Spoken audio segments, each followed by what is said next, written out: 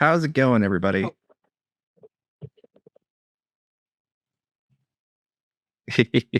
we're gonna amazing. we're definitely oh good.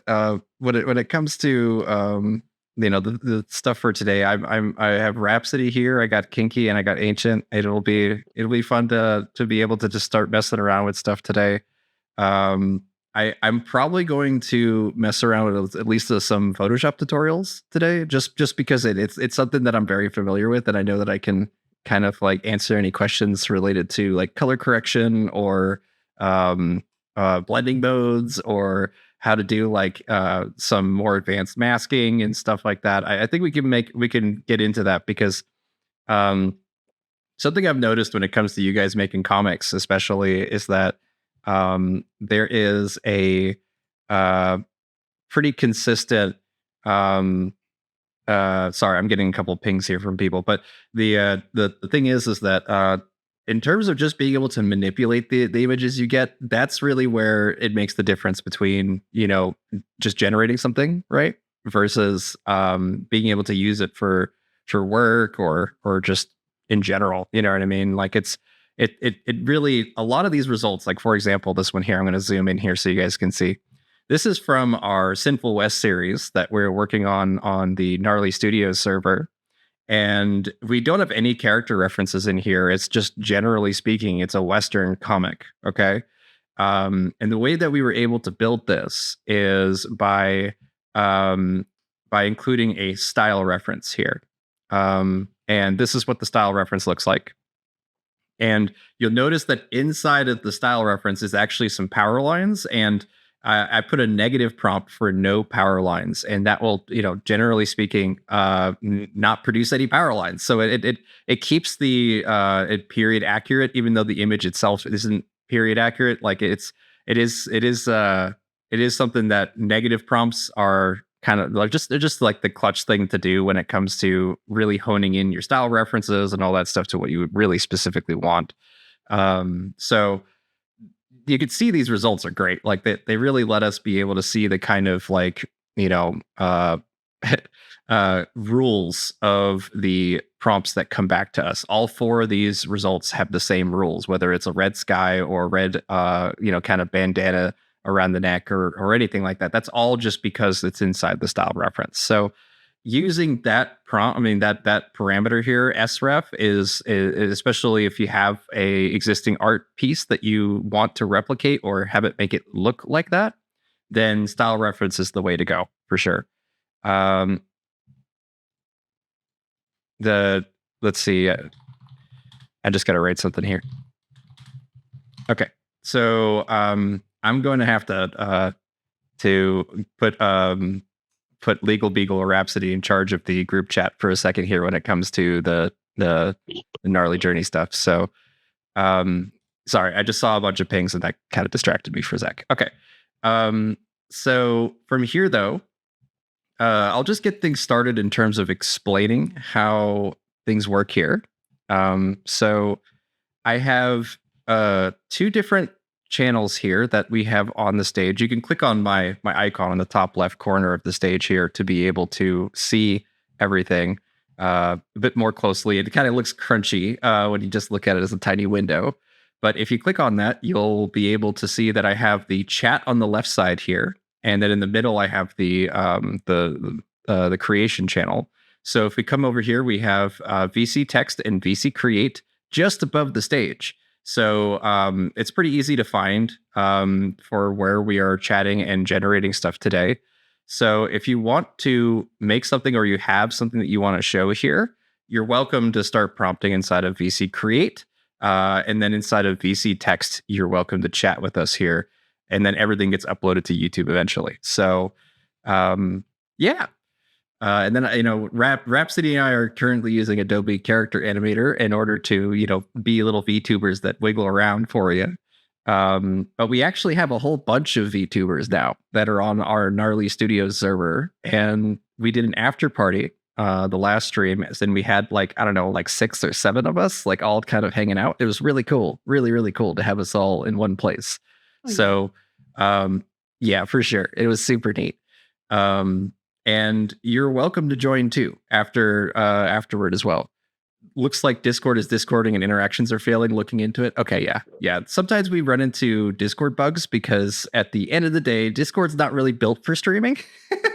We're just kind of making this work, but it is something that I am particularly happy with in terms of our setup here, just to be able to kind of zoom into whatever we're working on and hang out together and make things. So if we wanted to say have Vicky, one of my characters that I have up here, inside of this Sinful West prompt here, then the only thing I got to do is I got to copy this character reference that's in the prompt already. So you can see it says --cref. That's the parameter. And then we're going to just paste it inside of this prompt. Yep, Discord is discording. It's definitely failing. So what we would normally do is it's weird about editing mess. Okay, yes. So everything's kind of bugged out right now. Okay, so we might have a little bit of technical difficulties for the time being. We might need to switch to the website. Oh my god! Yeah, let's try that real quick. Let's see what happens when we do that. Look at that. There's the website. So if you haven't used the Midjourney website yet, it's actually really, really cool. It lets you have a more advanced editor, as well as it just everything loads faster. There's no Discord like middleman for getting things done. So let's go ahead and take one of these results. So let's take this one here, right? And let's go ahead and do a variation strong of this one. Oops. Where's remix mode? Why isn't that on? More options. Oh, it is on. Okay. Oh, there it is down here. Remix strong. Okay. And you'll see that what pops up on the top here is our style reference and then the original prompt that we have here. And now what I'm going to do is I'm just going to paste Vicky in there. And you can see that she automatically pastes as a cref because it was inside of my my copy and paste from Discord. But if you need to change any of these images to a character reference, you could just highlight over and click the little dude that's here. Make sure that the little dude is clicked on every one of these. And that way it is a character reference. So right now we have multiple comic panels, Western, no power lines as the prompt. So I'm going to hit submit on that. And then let's see what it looks like. You can see just how much faster this is going to go. And I am in turbo mode, guys. So it is certainly going to be something that in terms of your speed, it'll be based on whether you're on relax mode, fast mode, turbo mode, all that sort of stuff. So you'll notice that by default, the results that we get off of this are going to just have our character inside of the style reference. And you could see the dramatic shading that was included, and even some of the background colors now incorporate some element of Vicky here. But there is one limiter when it comes to the website right now, which is there are no weights. Okay. So there's no way for me to weight Vicky inside of these results here. So what I'm going to do instead, and we'll see if this works, is I'm going to hit copy and then go to job ID. Okay. And then I'm going to bring this back over to VC Create and I'm going to hit /show. That's how you bring a prompt from one from one server to another, or from the Midjourney website to Discord. And /show, what should happen is it should bring up these prompts. So there you go. And now I should be able to hit remix here. And what I want to do is I want to add a parameter. Okay. So at the end here, I'm going to add hyphen, and then CW, and then that's for character weight. And normally the character weight by default is set at 100. So I'm going to set it to 0. And let's compare the differences between these results.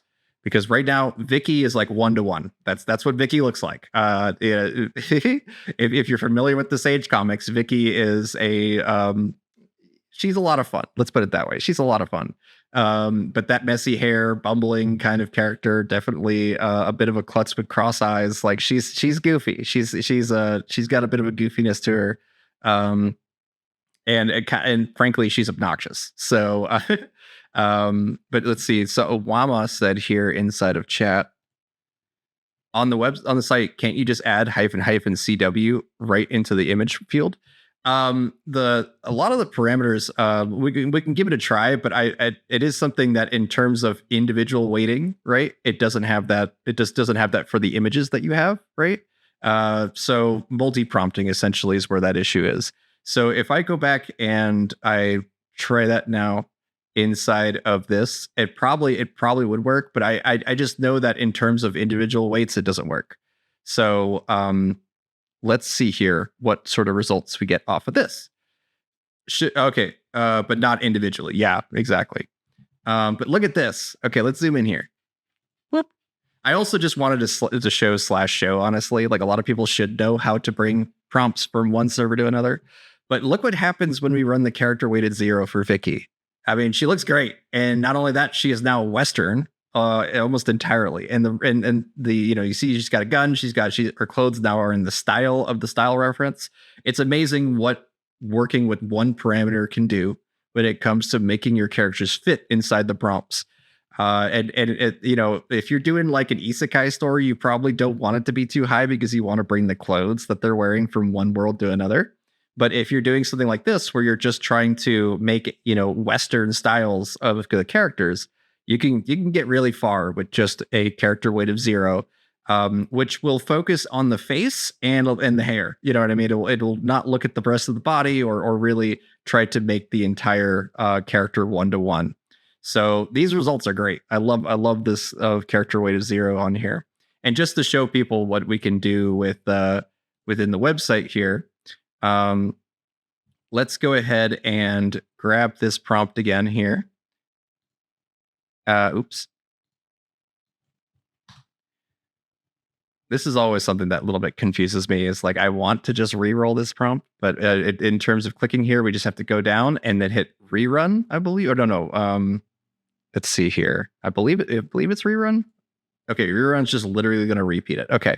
So I'm still not 100% familiar when it comes to some of the website stuff. I do wish there was a button here for just re-rolling it. Look like it's back up. Okay, cool. Awesome. Let's just stick here then. Let's just stick here. We should be able to add a character weight to that, but it is something that I think in terms of staying on course, we'll go ahead and start prompting. We got a couple of fun things for you guys. Ooh, Snoopy Time Lord. Okay. I like this. Let's see what your references are. You can click on anyone's links just to see what references they're using. Okay. Ooh. Okay, I see. Nice. Okay, yeah. And so there is some variety between each image, right? So it's going to average those results. You can basically just copy whatever someone's character reference is and just paste it into a prompt and hit paste like this, because there's no weights there's no individual weights when it comes to character referencing. So you can just paste all your links and see what the result is, and that's actually the image that's used to dictate your character. And so you can see here, out of the 4 of those, that's the character, basically, any one of these 4. But now, if we go ahead and take one of yours and then copy the style reference for Sinful West here by copying and pasting this here, boop, we can, as long as we have remix mode on, it's really easy to edit people's prompts and kind of take it in our own direction. So let's first make sure we do. And I know I do, but I just want to show you where. You just do /settings, hit enter, and you'll get a you'll see that there's a box here. It says remix mode. Make sure that is checked on, and you'll be able to you'll be able to go from there. And let's see here. Okay. So now that we know that remix mode is on, we can go up to one of your comic prompts here. Okay, like this one here, and we can add that style reference from the Sinful West. Oh, hi, Gompasta. How you doing? I forgot to say hi to everybody. My bad. Okay, there. Okay, it's working. Let's see here. I'm gonna jump back over to the chat here. We got Gompasta saying hi, and I'm just gonna give her a little wave. Yeah, and it's okay. I only cried for a second, said Gallifrey. Hiyo. And then we got Getters here. We got Bert. We got Wama. We got Legal Beagle. Let's see here. We got Little Angry. Of course, we got Kinky and Ancient here, and Really Smart. Yeah, Really Smart's here, and yeah. Thank you guys so much for joining. It is super fun having the regulars come in here and saying, "Hey, ooh, you gave me sparkles. Oh, Snoopy Time Lord's here. That's awesome." Uh, I definitely, I know, right? There's so many great people here. And of course I got Rhapsody here. And she's going to be able to kind of hop in and do her own stuff too. She actually has an event coming up, and I'm not sure if you're ready to announce that yet, Rhapsody. I mean, we can do it now, later, and at literally the just end we announced on the can. Niji server. Yeah, okay, Well, there you then, go. There you then go. then we It's can up now. go. Yeah, I'm gonna hold Yeah. a workshop next week on Thursday. The time, your local time, you will see in the event is that Ancient Chaos just posted. And some of you might already know it, but a lot of people that are new probably don't, because I did it once when Victor was sick. I'm gonna do the prompt alchemy workshop again, going through like all the nice referencing tools, how data is handled, what does it actually mean when you type words into Midjourney, how to mix these things together, and then, of course, as we always do, create character reference sheets, control your characters and use them in comics and so on. And I also just got informed that Niji will be doing a raffle too for everybody that is coming, basically giving out free fast hours for Midjourney. So if you want to show up, if you can't show up, you will also have the possibility to win a fast hour. There will be some, I don't know the exact amount of people that will be able to win, but there will be some fast hours to win there. And of course, I would be very happy to see everybody over there next week. I'm so excited for you, Rhapsody. Like just to be able to get your own spot on Niji Journey is just awesome. Yeah. If you guys are if you guys are not familiar with Niji Journey, it is the when you do hyphen Niji in your prompts, that's like a whole server dedicated to that. And there's a couple different things you can do over there. Definitely recommend checking it out. But if you have a Midjourney account, you also got a Niji Journey account. So it's a neat like alternative to Midjourney that you can go to. And if you only want to make anime stuff, it's like exclusive to that. So definitely check it out. And you can hit the interested here inside of chat in order to to start following Rhapsody's event and get a ping when it goes live. So highly recommend doing that. Yeah, would be amazing. I'm super hyped for it. Didn't expect it to come this quickly, but Niji reached out to us, to the Gnarly Studios community, to help them out a bit, make the server more fun and interesting, and get people there and have events and stuff. And we said yes, so that's what we're going to do too. Yeah, I'm super stoked. I'm really excited to have more than just me. Also, like just kind of like you're so talented when it comes to hosting that I think it would be so much fun to be able to be an audience member for for this as well. Like I could just sit back and relax. That's awesome. You can distract me with chickens now. I know, right? I could just prompt. I don't have to work. That's amazing. So yeah, it is something that I'm excited for you, and I hope everyone joins. And you could already see, by the way, inside of VC Create, we are already prompting some cool stuff with your all's characters and stuff. The let's see here. Bert has this character he's been working on inside of Gnarly Studios server, and it's really cool, kind of like Hellboy dude. It is pretty awesome. But you could, he's doing the Sinful West style reference with the no power line negative prompt. He has a character weight set to 70 here, and generally speaking, they've added to the prompt to kind of give it some context of what they want their results to be. Okay, so if we kind of come back up here and then say, let's re-roll his prompt, right?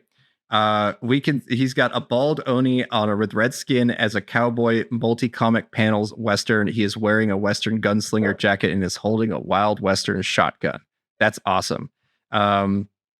So if we wanted more of this prompt to be represented and less references to like kind of take over these results, we can either lower the character weight, which we'll just do here just for example. Let's lower it to 20. but we can also either increase or lower the style reference as well. So if we do SW hyphen SW, we can add a number there to be a weight for that, and that number actually is between 0 to 1,000.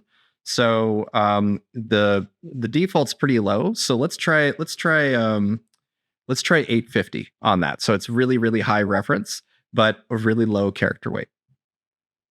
And then we'll hit submit on that. If you wanted to say force a composition, right? Like say one of these results you really like and you want to make sure that it saves that like exact composition, you can paste an image inside the actual prompt and it will do an image blend of that. So it's a lot easier to generally like to control your images by knowing the differences between all these, and that's what Rhapsody's stream focuses on. So let's see here. Let's take a look. I hear Discord notifications going off through stream. I keep checking. That's mine. My bad. I could actually mute my computer here. Let's do that. Desktop audio. That's what I want to mute. Okay. It's sorry about that. Sorry about the dings. It's sometimes people will ping me and stuff, and I'm it'll be like random invites, and like I'm not gonna check your requests to message, guys. I'm sorry. I get so many of them. It's really hard for me to keep track of that stuff. So I tend to just ignore most messages, honestly. But if you want to chat with me, you join the Gnarly Studios server. That's the best way to do it, or just hang out here on stream. But look here. Look at the results that we got now. So the style reference is completely taken over when it comes to the kind of background panels and color balance that's here. But because of the lower character weight, it's also far more styles or period specific to the Western. And also, it's generally speaking, just listening to the prompts here, like what's written in the prompt, because we've lowered the character weight a lot. So that's really, really handy to be able to know the differences between all this stuff. So that's awesome. Let's see what Gompasta is doing here. Character turnaround reference sheet of a yellow-skinned goblin with a large backpack, belt of daggers, wearing leather bandana, mysterious and atmospheric style. Niji 6, so within the anime data set. And then they also set a personalization code, and you can see the code right here. So if you don't know how to get your code, by the way, I am lucky that the soundboard is not on. That is certainly true. But if you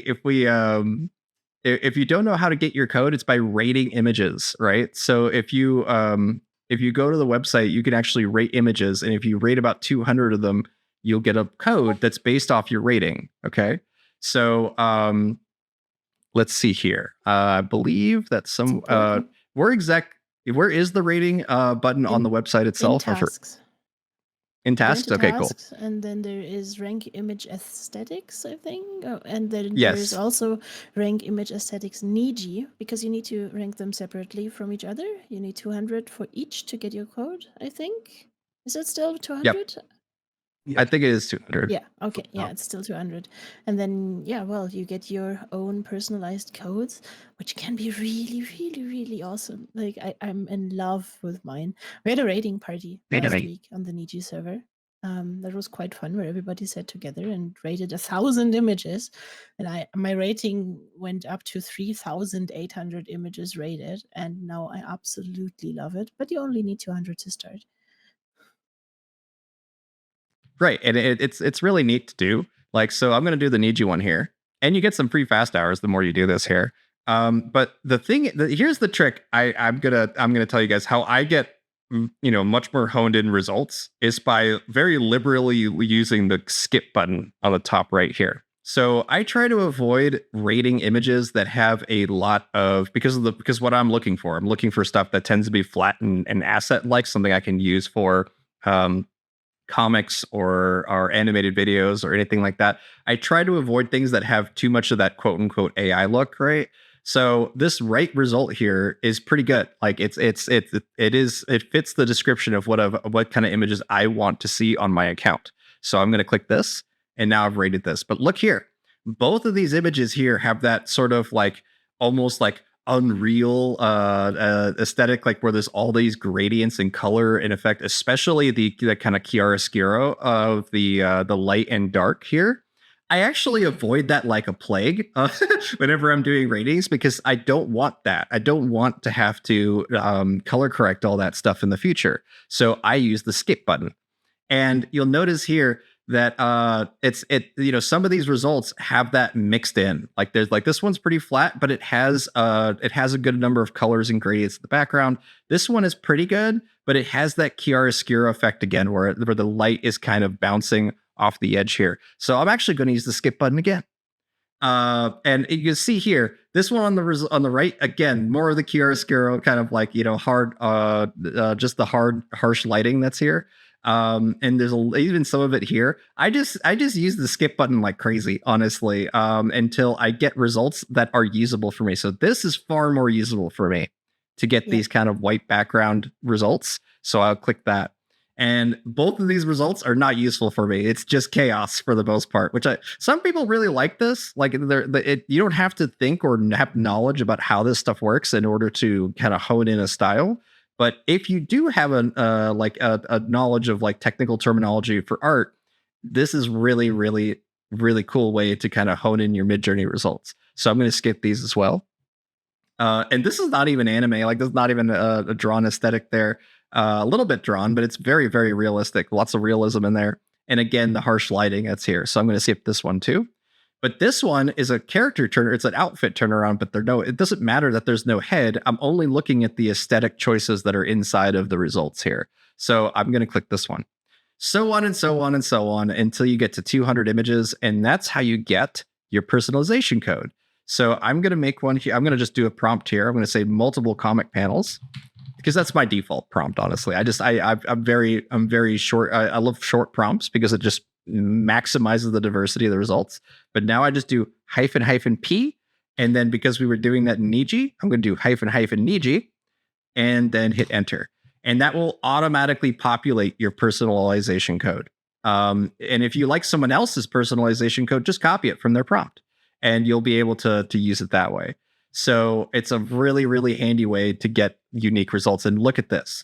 Look at this. Look how clean that aesthetic is. And just how functional it is for making comics, particularly. So I love the fact that we don't really have to try anymore when it comes to like honing in a specific art style. You can use style references and character weights and all this stuff on top of your personalization code as well. And that will just take it up to a whole new level for you. So, like for example, let's do Gompastas here. Let's re-roll theirs, and I'm gonna just delete their code at the end here. So it's basically prompting off of mine. Whatever mine is, it will just default populate that in there. And there you go. You can see it's now with my code in there. Do the same. I'm going to take a sip from my smoothie real quick while that's loading up. Ooh, wait, here it is. There it is. And now let's compare the differences here. So I'm going to open up Gompastas, and I'm going to open up mine so that you guys can see. So this is Gompastas. You can see that that we have some lighting and shading that's here that there's some diversity with these results. The bottom two have shadow like kind of covering in the hair, while the top ones don't. Okay, let's just focus on that one detail for now. Okay, and now I'm going to load up mine, and notice that there's no shadow on any of the faces almost at all. And that's because the results that I pick inside of my ratings are much more link clear or clean line, which is if you've read like Tintin comics or any of the Flemish, Belgian, French comics, that's the style I'm going for. I'm going for something that's where it's just clean lines and maybe one shadow color, like just one color that dominates the shadows. And that's what we're seeing here. Look at the hair and the way the hair fades into the neck collar.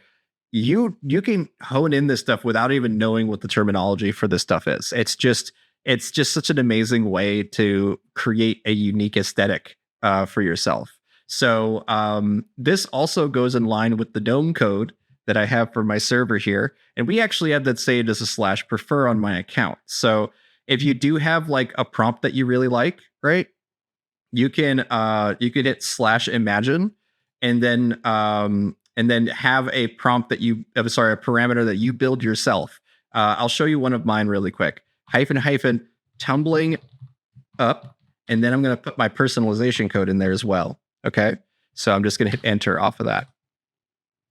And see how it auto populates the prompt, but it added my personalization code at the end of it. Okay. So the way you do that is you hit /prefer option set and then give it a name, anything that's kind of easy for you to type. You can see that I got a whole bunch of them for you guys here while we've been doing stuff. And you give it a name. So let's just do, I don't know, gloop. And then hit plus more here and hit value. It's a little easier on mobile to see these here. But the whatever you paste inside the value here is now going to be saved as gloop, at least for this one here. So let's see what the personalization of the Sage comic looks like. Okay, look at that. Very clean, very nice aesthetic. This is using a new kind of experimental multi-character reference where it has both Michael and Sage in it in order to make the characters interact very dynamically. And you can see how they're holding hands, how there is communicate. They lean into each other when they talk, that kind of stuff. This is all because they are included in the same reference. So, all right. Let's see here. A phlegm. There you go. And you can see that if we just paste anything inside of here, so let's just do a simple style reference for Gompasta's character turnaround here. So let's take the character turnaround. We have the link for it here. I won't name your character Gloop, okay? Gompasta, what name should we name for your character here, real quick? Yeah, I'm gonna give her a second to respond. Yeah, give us a good name. You know you got one. Literally don't have a name yet. I can name it Sure, I can name it Let's see here. Is not bad actually. Okay, cool. So if I go to Gloop here and I remove the text here, I'm just gonna write AHM okay, and then I'm gonna hit enter. Now is saved as this link. So if I come into here and let's take the Sage comic here, we're gonna re-roll that. And you notice that inside the character reference, I have one link here. Let's do -- okay, and that's now that's whatever I write in there is going to replace it with that link. So let's submit this, and now take a look. Look at that. Now that link is it works. It just works. It just works to create your own custom parameters. And look, now she's drinking coffee. She's in the 90s drinking coffee. It's amazing. I freaking love being able to do this just on the fly. So if you want to make your own Friends comic like I did, you can just do it that way. It's just super neat. If you're not familiar, I make a series called Tumbling Up on Reddit and Instagram. If you want to check that out, you can just search Victor Gnarly on Instagram. There's also going to be links posted regularly on the VC text here. So if you check VC text right here, you'll see links for our server and some of the stuff that I make as well. But it is neat to just be able to come into here, hit my profile real quick, and there we go. We have the Sage comics here. Thank you so much for linking all that, Kinky. I really appreciate it. You can see it here inside of the text here. Awesome. So the Sage comics here are basically set in the 30 years to the day of whenever I post the comics is the goal whenever I'm posting these. And they're not always like that. Like sometimes I'm continuing stories, so I need them to be earlier or later than the day. Particularly the Working for the Weekend series took me like weeks to make. So it's really fun to kind of see all sorts of reactions that we've gotten from people because they don't know that all these are generated results that I have been heavily manipulating.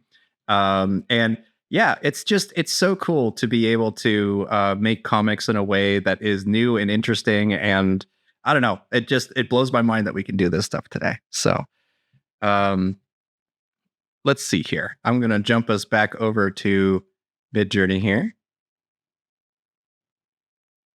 Ta-da! Oh wow, look at Sage here. Gompasta the stage is awesome. She is mad. She is mad. Met her on a trip. Okay, a little angry when he joined our server last Friday. He had his VTuber up. We got to teach you how to get your VTuber up so you can just kind of pop in here and be in the background. By the way, it would be really funny just to have a very. Oh yeah, if you have the VOD, if you have the VOD link, I'll throw it in there. If you are up a little angry, but it is funny to be able to do that to just kind of throw you guys inside of my stream really quick. Oh my god, look. Send it. Let's see here. Okay, you said you want to. Yeah, sure. Let's do it. If he's online. Look at this character here. Oh my god. That is awesome. Okay, I want to see her in the 90s. Hold on. Let's do this real quick. I'm going to come back up to Gompasta's comic up here. I'm going to hit reroll. And then I'm going to replace the character reference with the one with that character. And then hit submit. Let's do that. Yeah. Let's see here. Oh my god. Look at this. Look how catty this character is inside of the Tumbling Up comics. I love this. It is it's super amazing. It has kind of like, I don't know, Joker vibes a little bit. Like yeah.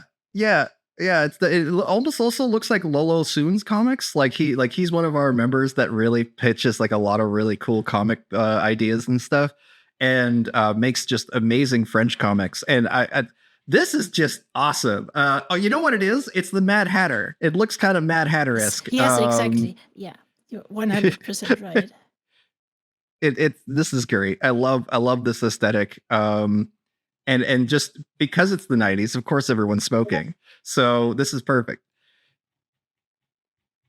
Oh, awesome. Yeah, look at this. This just you basically start to be inspired for what sort of comics you want to tell based on your initial results, but you could really direct these characters too. Like because we're doing multiple of the comic panels depicting two people, if there's only one person in the result, it's just going to put that same person multiple times over. And it's right now we don't really have a way to say, all right, here's character 1, here's character 2. That's not really a thing yet. So instead, what we do is we kind of smash two characters together inside of a single image, and that will let us be able to see them interacting and things like that. They also merge and mix together. That's the main negative right now of doing that. So it doesn't always work. We can mess around with that a little bit today inside of Photoshop to see if we can kind of force one of these results to have two characters talking to each other by default. Like we can always do it manually. Like you could just remove two of these panels and have, characters talking. But I do want to show you guys one thing with the new editor, and then I'll throw that link in there, Rhapsody. So I do want to show you guys with the new editor here, how we're able to take one of these results. So let's take this one here. We're going to use the editor here. And I'm going to stretch this down to where you would imagine there would be either two other panels or maybe 4 panels or whatever. And let's just put like around here, okay? And we could write whatever we want inside a comic panel depicting, let's say depicting her getting in a taxi. Okay, and then I'm gonna hit submit on that. The more parameters you add, the more prompt descriptions you add, the more likely you're going to get like more specific results, which is not always a good thing. Like sometimes you want to have that diversity. It's the reason I try to use short prompts, is because I want to maximize the diversity that I get, but you also want to lean your results away from the patterns that you don't want. So let's take a look at these results of her getting in a taxi. There is no taxi, right? This is kind of what I expected, was there wasn't going to be a car or anything like that. So it is neat to see kind of what it's interpreting to force this to happen. But usually the way to kind of force this is to start removing the references. Okay. So let's go ahead and do that. Um, if I come into here, hit create, and then we hit that original prompt again, we hit editor, you notice that we get right back to where we were. Okay. But what I'm going to do now is first thing I'm going to do is I'm actually going to start deleting a little bit of the bottom of this image here using the brush. And the reason I'm doing that is I'm trying to force it to make what is it, a fifth and a sixth panel. If you notice the border between these four results have a very thin border, but then there's a thicker border on the outside. We're basically trying to force it to simulate that thinner border there. So I want to make sure there's a little bit of it, but you also want to get rid of a lot of the white there. So let's do that. Okay, that should be good enough. And then I want to start deleting references I don't think that I'll need. So because we already have the character inside of these results, when we start expanding our prompts and stuff, we actually are referencing what's already in the image. So we really don't need the style reference or the character reference, just because we already have those in the image, right? It's able to know the certain rules of the image based on that. So let's try this now. And keep in mind, I haven't described her beyond just the pronoun of her. Okay.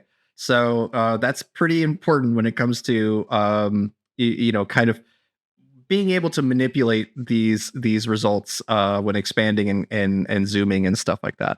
So let's now take a look at what that looks like. She's still not getting in a taxi, by the way. But if you notice now she's like way more kind of full framed and taking up the image here. But there is still no taxi. Okay. So why don't we force a taxi into these results? So I'll come in here and I'm going to hit taxi on Google and go to images. And we are just going to grab any sort of let's do getting in taxi as our search result here. Okay. So let's do, and I think that's what it's doing is it's just kind of looking at these images, these stock images in general, and seeing a lot of like people, looking at cell phones while they walk inside taxis, right? So let's grab this one here, and I'm gonna hit copy image here, copy image link. Okay, and now inside of Midjourney here, I'm just going to find that original result. This one here, we'll hit editor again. But this time I'm going to paste that image into here, just the link for it. And you notice that now we have it either as an image prompt, a style reference, or a character reference. Let's keep it as an image prompt here. And now we could weight this, but for now, I'm just going to submit this as is so we can see what it does. Okay.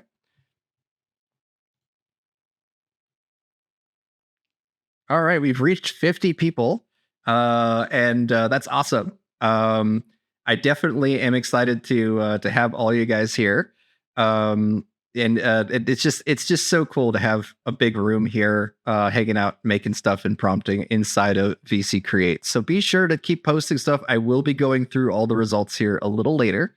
We got Gompasta's character now just going nuts. I love how Gompasta has become a little bit of a little celebrity here when it comes to their sort of characters and stuff. So I love this purple. I love the purple overshadowing light here. That's awesome.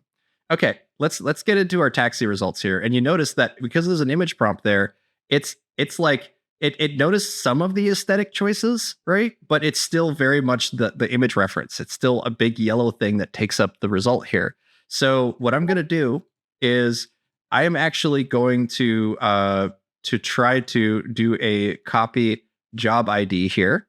And we're going to try to bring this inside of VC Create. So /show, and then paste that here. Okay. And you notice I got all 4 results here now inside of Discord. So I'm going to re-roll this. Oops. Oh, is it not going to let me do remix mode for this? Oh, no. That's okay. That's okay. That's no big deal. Let's do this inside of the Midjourney website then. So I'll go back to my original result here. This one here. Hit editor. Well, I'm more trying to add a weight to this more than anything, but it's fine. It shouldn't be a big deal. So what I'm going to do is I'm actually going to grab the style reference from this result here. So we could just copy this. This will copy the style reference for the Sage comics. And we're now going to paste this into here. Boop, like that. And then hit submit. And now let's take a look at those results. And then I'm going to get the link here for there you go, Jan's Cloud. Okay, perfect. Did that submit? It's okay. We'll let that load for a second while I'm setting this up here. Yeah, sometimes you have to reload Okay. the page to get the newest prompts and stuff. Yeah, let me go back to that and resubmit it then, because it's not doing it. We'll hit editor. Oh no. Where did it go? Is that the right one? Is it? I don't know. Where You did it will get? see No. a little one next to the editor button. So if there is something yeah, it's saved. not it. Yeah, it's not there. Might be a little bug there. A little bug. There's a little bug not letting us get our old edits back. That's okay. So we can just recreate that edit here. I'm going to drop this down, do that brush edit that I did earlier.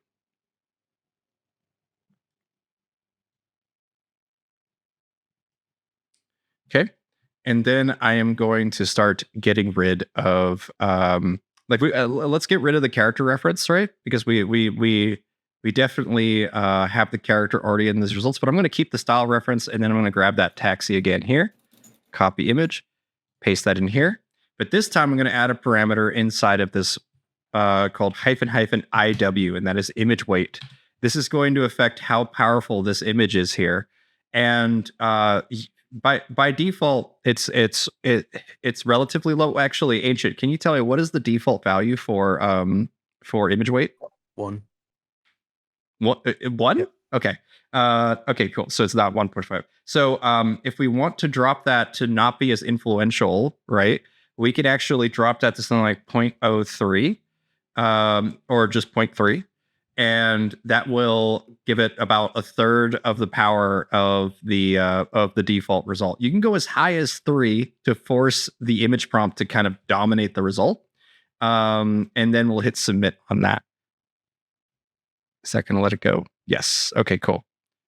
So let's take a look at these results here. So you can see it says image weight 0.03. Now look at this. Now we're getting a lot closer, okay? Yes, look at her. She's now getting in a taxi.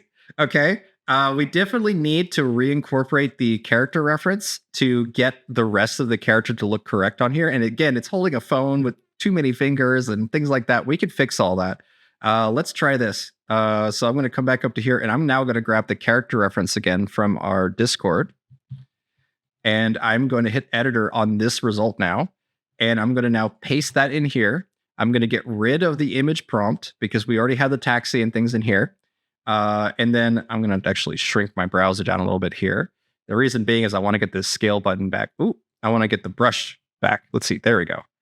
I want to make sure we get the brush, and then we shrink this down. So I'm just having the smallest brush I can get. And now everything that doesn't align with this character design, we are going to brush out really quick. Okay. So that will be basically the whole outfit, as well as like the chin and the length of the hair, I think are the main things. So I'm going to focus on these and get rid of this weird beard phone. And then I'll increase my brush size, and I'll just select all of this. Okay. Sometimes and it's we just also- Oh, sorry. Go ahead. Go ahead. No, go ahead. Sometimes it's also worth to just keep these things. I mean, this is not the character, right, that we prompted for, but this could also be the great start of an interaction. What I see in these panels, for example, that you could riff off into a kind of a story is she has the hat on in the top pages. Then she suddenly has no hat, and suddenly the guy at the bottom sits on a car and has her hat on. So that could be Right. something very interesting to go by. Maybe it's her brother who always steals her hats, whatever. You could do something like this, and it's usually worth exploring these a little bit. It is absolutely no. You're totally right, and I tend to skip over because I go like, okay, oh, this is wrong. Let's immediately fix it. But you're right, and the explorative side of it's actually way cooler to especially when you start to see multiple characters interacting with each other. I love exploring just the natural results from Midjourney when it comes to that. But if we look here, we have the prompt for getting in a taxi. And now if you notice, wherever I brushed has changed, and it always follows this character reference as close as it's going to get.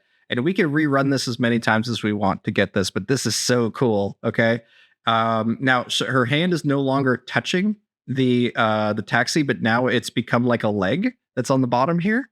So we want to be able to encourage that result of her grabbing the door again and all that stuff. But I just wanted to show you guys how you can switch back and forth between the website and Discord at will. You could do whatever you want when it comes to that. It's super neat. I love it.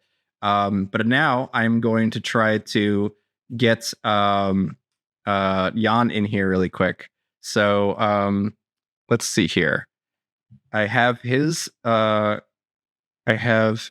thing here, copy text, and I'm going to now, let's do a duplicate of this. Is this going to let me duplicate? That's fine. I'll just copy and paste it first and then paste reference. Okay. And then, so now I currently have 2 Rhapsodies. And I'm now going to copy Jan into here. Yeah, you can see your double wiggle. We're using right. We're using Video Ninja here. And now I have submitted that into here. Oh, I accidentally made 2. Oh no, I accidentally made 2 view. The source, right? Instead of making a new yes. one. Yeah. It's referencing yeah. Let me. That's funny.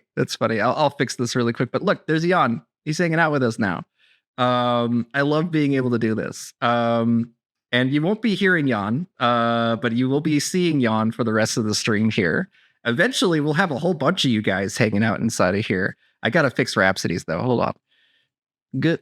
And let's see. I don't want to copy. I want to copy and then paste. But it says, oh, why is paste duplicate not? What is it? It's super weird in OBS.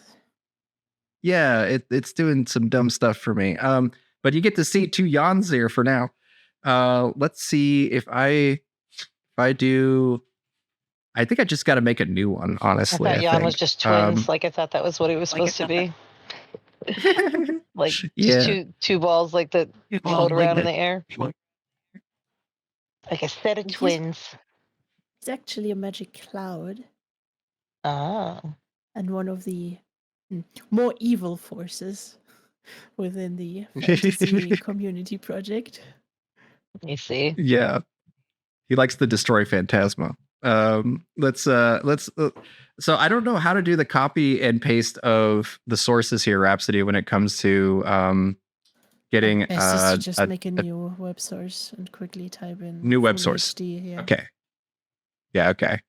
Let's see here. New web source real quick. Sorry guys, this is a little bit of technical difficulty here, but okay, web source. It's not browser source. Of the things that you could potentially also do with your character referencing and stuff. Like my VTuber exactly. And originated in a needy generation. I think yours too, Victor. We got Jan, yes, but Jan has actually hand painted their character like completely. Right. After generating for hours, but you can get a lot of neat references and parts for your characters and then use them. Now I'm double again. What are you doing? Yeah. I know. I'm screwing it up. Don't worry about it. I'm making it work. I'm making it work slowly but surely. I'm gonna get this to work. It's okay. Browser source, add source, and then I gotta say news or add a news. Why is it a toggle?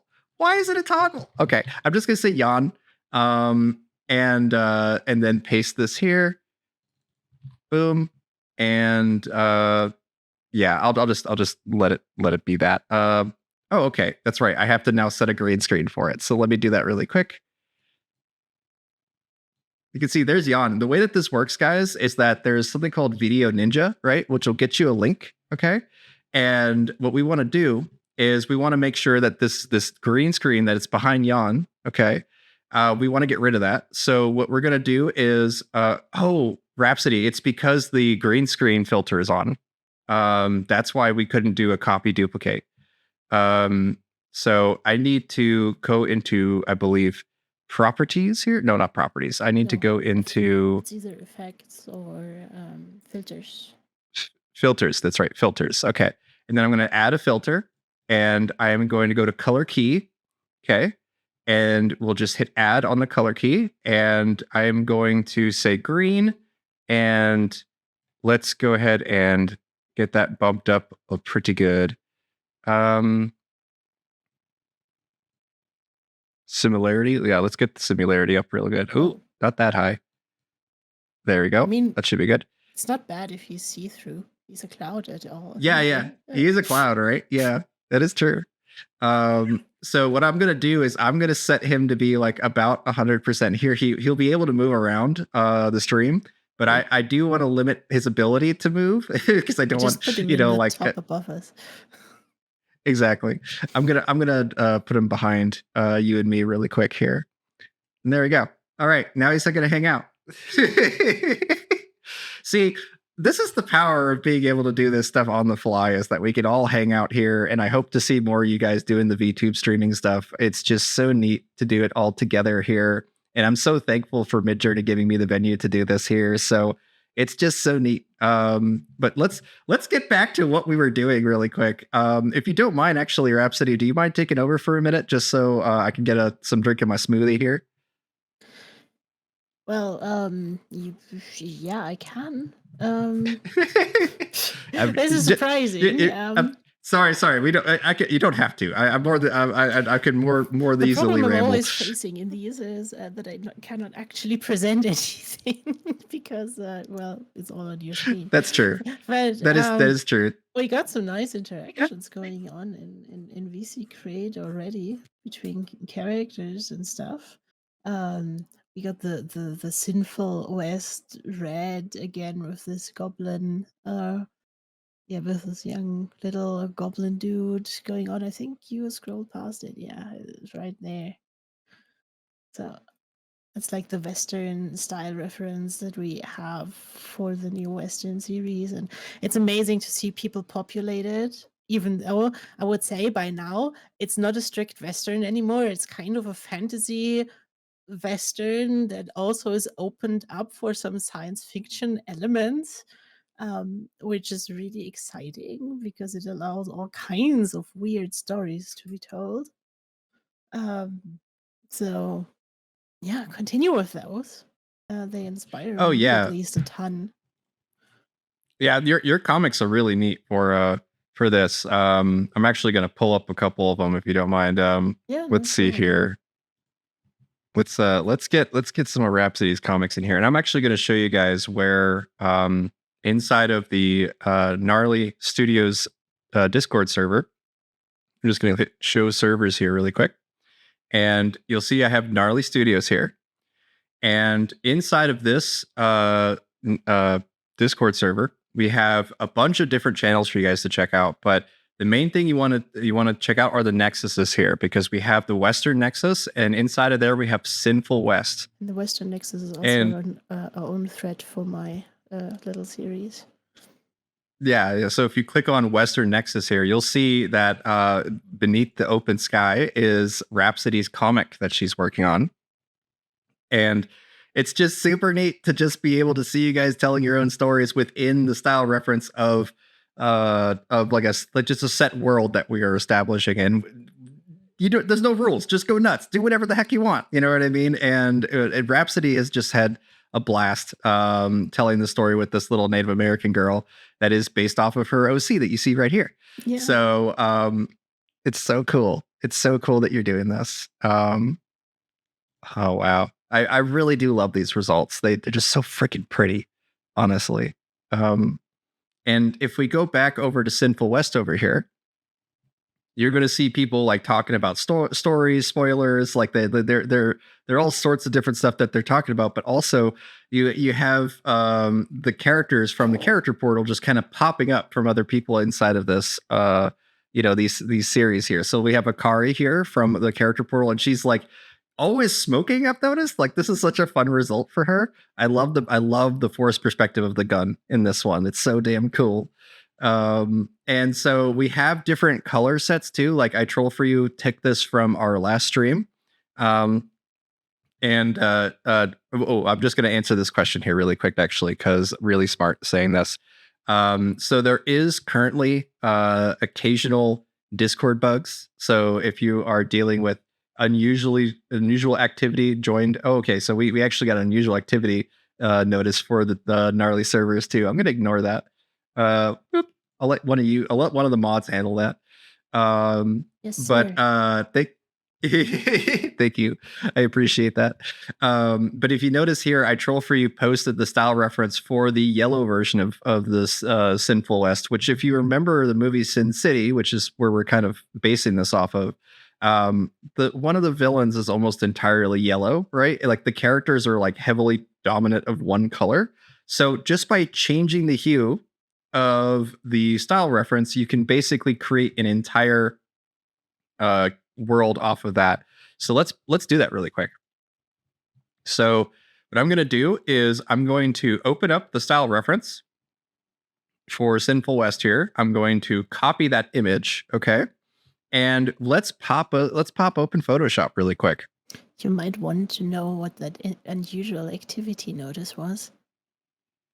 Oh yeah, because it was sent to us because so many amazing people from this stream here suddenly joined our server, and that's the Discord awesome. notified us that this is kind of unusual because the numbers are so high. But I see some of them here in the audience, so thank you. Thank you so much for joining. Included a link to the server. That's probably why. Oh, that's cool. That's awesome. No, that's I'm so excited for that, sir, for the server, guys. It's just going to do some really crazy stuff. Just being able to do storytelling all together is just I'm so excited. So I do want to show really quick in terms of making your own version of the Sinful West stuff to fit your character's color palette, right? Because right now we're doing red and we have yellow here. But if we now open up Photoshop, okay, I'm going to hit File, New. And remember, I have it copied, so it's in my clipboard here. So I'm going to hit Create. And now we're going to paste that into Photoshop. No, I don't want you to give me tutorial tips. Okay.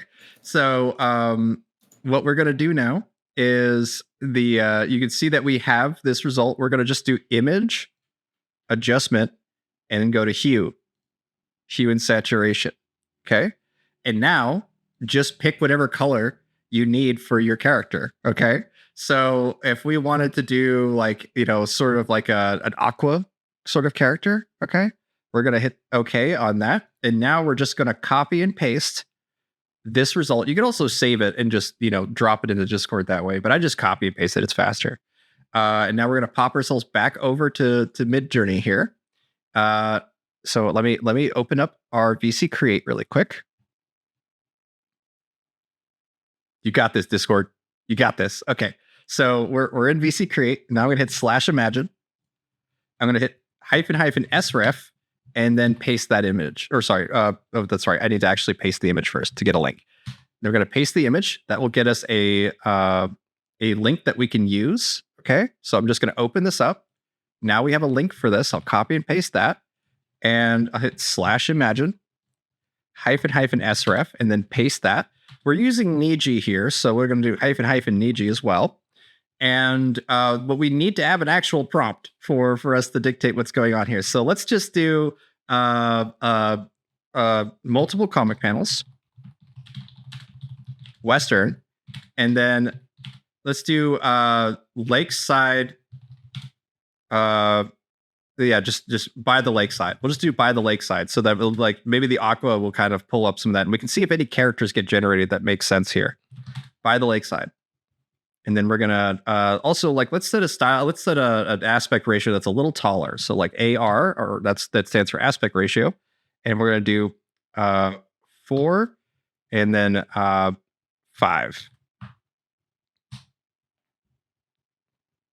Let's see what we get off of this.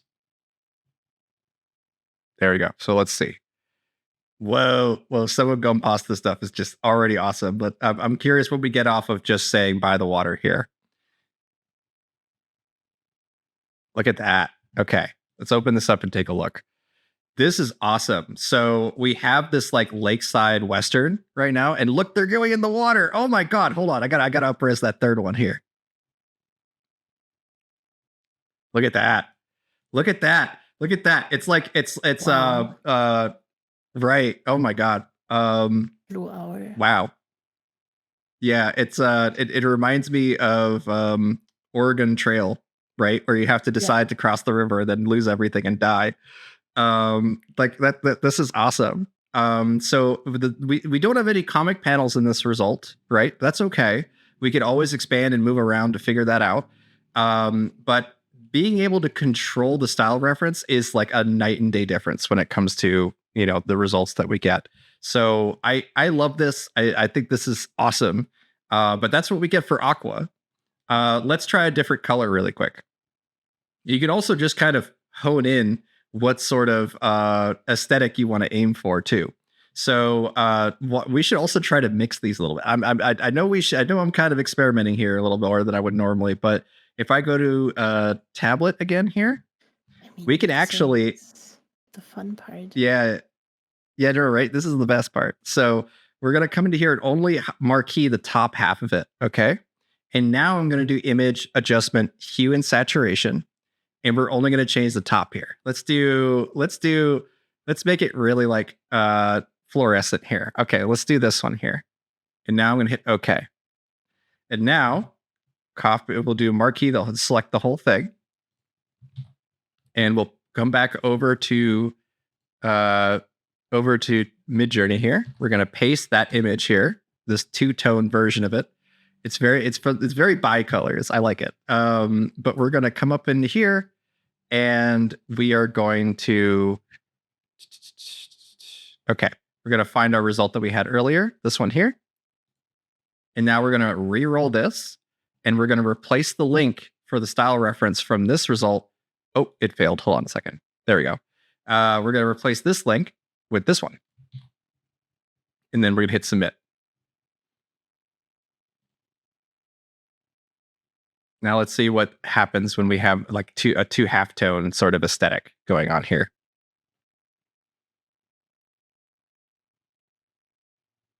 All right. Oh, wow. Okay. Yeah. So you could see what this is doing. It's understanding that we want to split the colors based on the panels, right? And it's not really like it's kind of leaning the results to make sure the aqua is the sky and the darker sort of color is the ground for the most part, but it's different every time because we're allowing for a ton of diversity in this result by just simply hue shifting half of Sinful West here. So I love this. It is very extreme. Like we're very loud with these results, but it is neat to see, especially when you start to incorporate your own custom characters into here. I mean, look at all this stuff with really smarts. This just looks so good. It looks so good to have this sort of Mad Hatter character. But I love the skulls on her jacket, actually. Oh yeah. Like, look at that. Being loud is also something that the Sinful West aesthetics allows us to do. I mean, it's one of the core languages, I would say, of this style reference / series. And especially with like the fantasy influences of there being worlds stacked on top of each other. That's like, yeah, there is humans and there is apparently other stuff in that world. Having these color shifts, maybe looking through different set of eyes, can be an absolutely amazing tool that I absolutely love. I was already very, very excited last week when somebody was prompting like this angel character with this dark violet tone. And I think it could be pretty neat to have like every character's view have a different set of colors based on their personality or alignment with, I don't know, bigger forces in the world. It could be something very unique.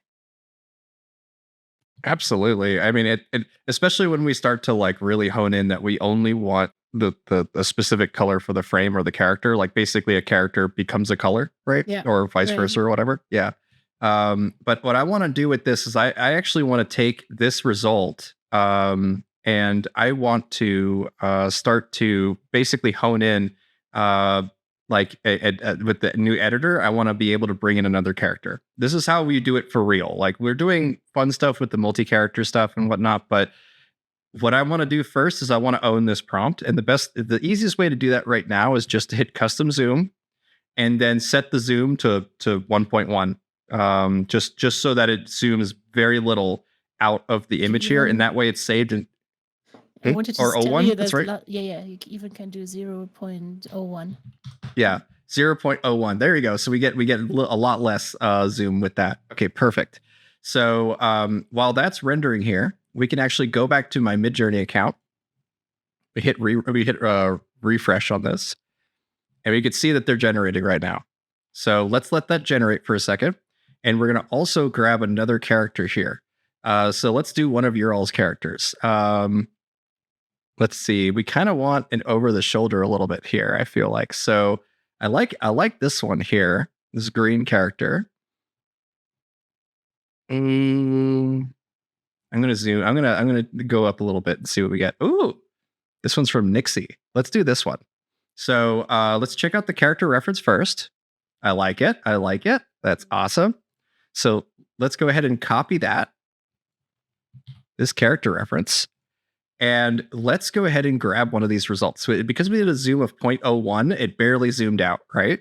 But let's do editor here. And now let's drag this all the way to the right. Pretty good. Something like that. And we could actually move this in the frame too, by the way. That's super neat. But I'm going to keep it here for now. And I'm going to paste her character reference in there and delete the character reference from Gompasta. I believe it's Gompasta's character. And what we're going to do is we are basically going to describe not what's inside of this void here, but we're going to describe the whole image that we are aiming for. Okay, it's not mine this time. Okay, yeah. It's probably really smart then. But if we go ahead and start to describe what we want the whole image to look like. So let's say she is scowling while riding a horse in the Wild West. So let's do, what is it? Petting a horse. Let's do, petting a horse. Let's just say petting a horse. Why not? Let's just say petting a horse and just submit that. We do have a style reference set already from the previous prompt here. Yep, I need help naming her though. Okay, yes, someone named this sort of Mad Hatter character. You feel free to type inside of VC text to do it, and we'll get a name for this character and save it inside of my Midjourney account. But now that we have petting a horse with this character reference in there and this representing the void, we if you really want to have the interaction be more accurate, you can have more description than that. But I'm just going to go ahead and hit submit on this. We'll see what we get. Crowdsourcing a character name. Yeah, exactly. Let's see what we get off of this. You'd see that the aspect ratio is now much wider for this.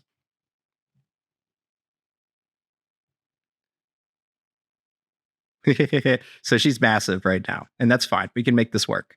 So let's see here. What we want to do is take a look at the results first and see what sort of patterns we're seeing here. So we're seeing that she's really big. We're seeing that the horse is generally, prompting fine, but there is still a pretty hard line that's right here. Okay, so let's go ahead and go back to our original prompt. We're going to go back to the editor here. And let's go ahead and first brush out the edge of this image, okay? That's going to help encourage that this is going to be continuous. We also want to have a character weight. Let's lower the character weight to something like 20, okay? Just much lower. And we'll do back of her reaching to pet a horse as the writer judges her. Sure. Let's just do that. Okay. And then we're going to hit submit on this. If you guys have any other suggestions about how to get this character to pop up on the backside, we can make that work. But I usually try to get somewhere with a low character weight first, because that will let us be able to. Yeah, we did it. Awesome. Okay, It works cool. already. If it wouldn't, it is already working. I would have said prompt the horse first, and then insert the character behind with like selection. The selection. Right. Yeah. Oh, look at this though. That is such a good result. Oh my god. It's also over the shoulder. I love these amazing over the shoulder results when they happen. Because right. It like go ahead. They are often so difficult to achieve. Like, I don't know, it may also be my references most of the time, but I have the feeling that Midjourney really, really, really loves faces. And getting characters without faces from the back can be a hustle sometimes. Right. And you'll notice inside of my server, actually, we do have references for the backs of characters too. So like, I'm going to show that really, really quick so you guys can see that. We'll hop back into Gnarly Studios. And we are going to pop ourselves up to the character portal here. This is where you could submit your characters, by the way. So if you do have a whole bunch of different characters that you guys have been submitting, it's just so cool to see. You could just submit it by coming up here and start pasting the image as well as your character reference. And it will let you be able to see other people submit like comic panels or just their individual results to your feed. So you'll get notified every time someone works on your character. But what we're going to do here though is we want to search for one here, and I'm going to search for Sage. And you can see we have a couple different results for Sage. We have her style references for her at work. We have the Sage the Mage from the fantasy series that was Legal Beagle's character. We have the style references for her apartment as well. And you'll notice that all the style references are the comic panels without any text in them. And that's just to encourage that we get really usable results for making comics. But what we want to, and we also have Sage's cats. But we want here is Sage, Cozy Sage, or the Sage at Home. And you'll notice that I included a style reference for over the shoulder. Okay, this is a way to force that result that Rhapsody's talking about. So I'm going to copy the link here so you guys can check it out. And I'll paste it here. Now take a look at this. That is the character reference for the backside of Sage that will more guarantee that you're going to get a result of that over the shoulder and you don't have to gamble with those results. Okay. I'm laughing at Jan right now, just completely wide-eyed looking at Sage like, oh, that's that's awesome. Okay. All right. His facial play has been on point since he's here. It's been great. Yeah. Stop the death stare. Ancient what is that? Ancient was like at some point we have Sage at Home. Yes, we do need to make that meme. 100% we do. Okay, cool. This is so fun. So now that we have the over the shoulder for Sage, we could actually force Sage into that result if we wanted to. By taking this image here and actually basically replacing the character reference of this lady petting the horse and replace it with Sage, but we want to make sure we keep the hands and the shoulders and all that stuff. So let's do that really quick just to see. But I'm going to probably work off of either this result, the other result first before we before we're continuing the actual comic series. But I want to just show you guys what this looks like. So we're going to come in here, select all of her that's here, and we want to make sure that we select enough of this that it would make sense for Sage's character reference. And I'm going to paste it now inside of Midjourney. I'm going to get rid of the old character reference. And now we are going to submit this because we know it was successful before. So we shouldn't have to change the prompt too much or at all, really. But I particularly love this result, by the way. Like this is the one I want to work on because I love the way the horse is staring at this person here. It also has this glow in its eyes. It's great. So look at this. Look at that. So we have Sage's long hair that's being represented. We have it's just so cool to be able to quickly edit this. And because the character weight is set to 20, let's actually bring that back up to 90 really quick so you guys can see the difference here.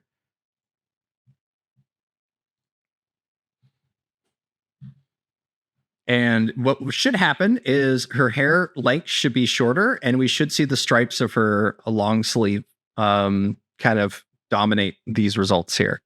So let's take a look.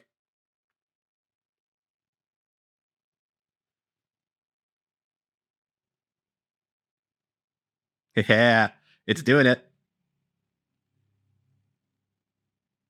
Oh, it did some funky stuff on this last one here. But look at this. Okay, so the hair is more collapsed in, but look at it's got the long length and the stripes in the shirt. That is awesome that we could just do this really quick. And then you're able to start mixing characters and stuff like that. But for the sake of what we're doing here, I want to take this one actually. Okay. And let's go ahead and start to encourage a new comic to get made here. We want these two characters to interact, right? So let's do editor and then drag this down or up or wherever you want, really.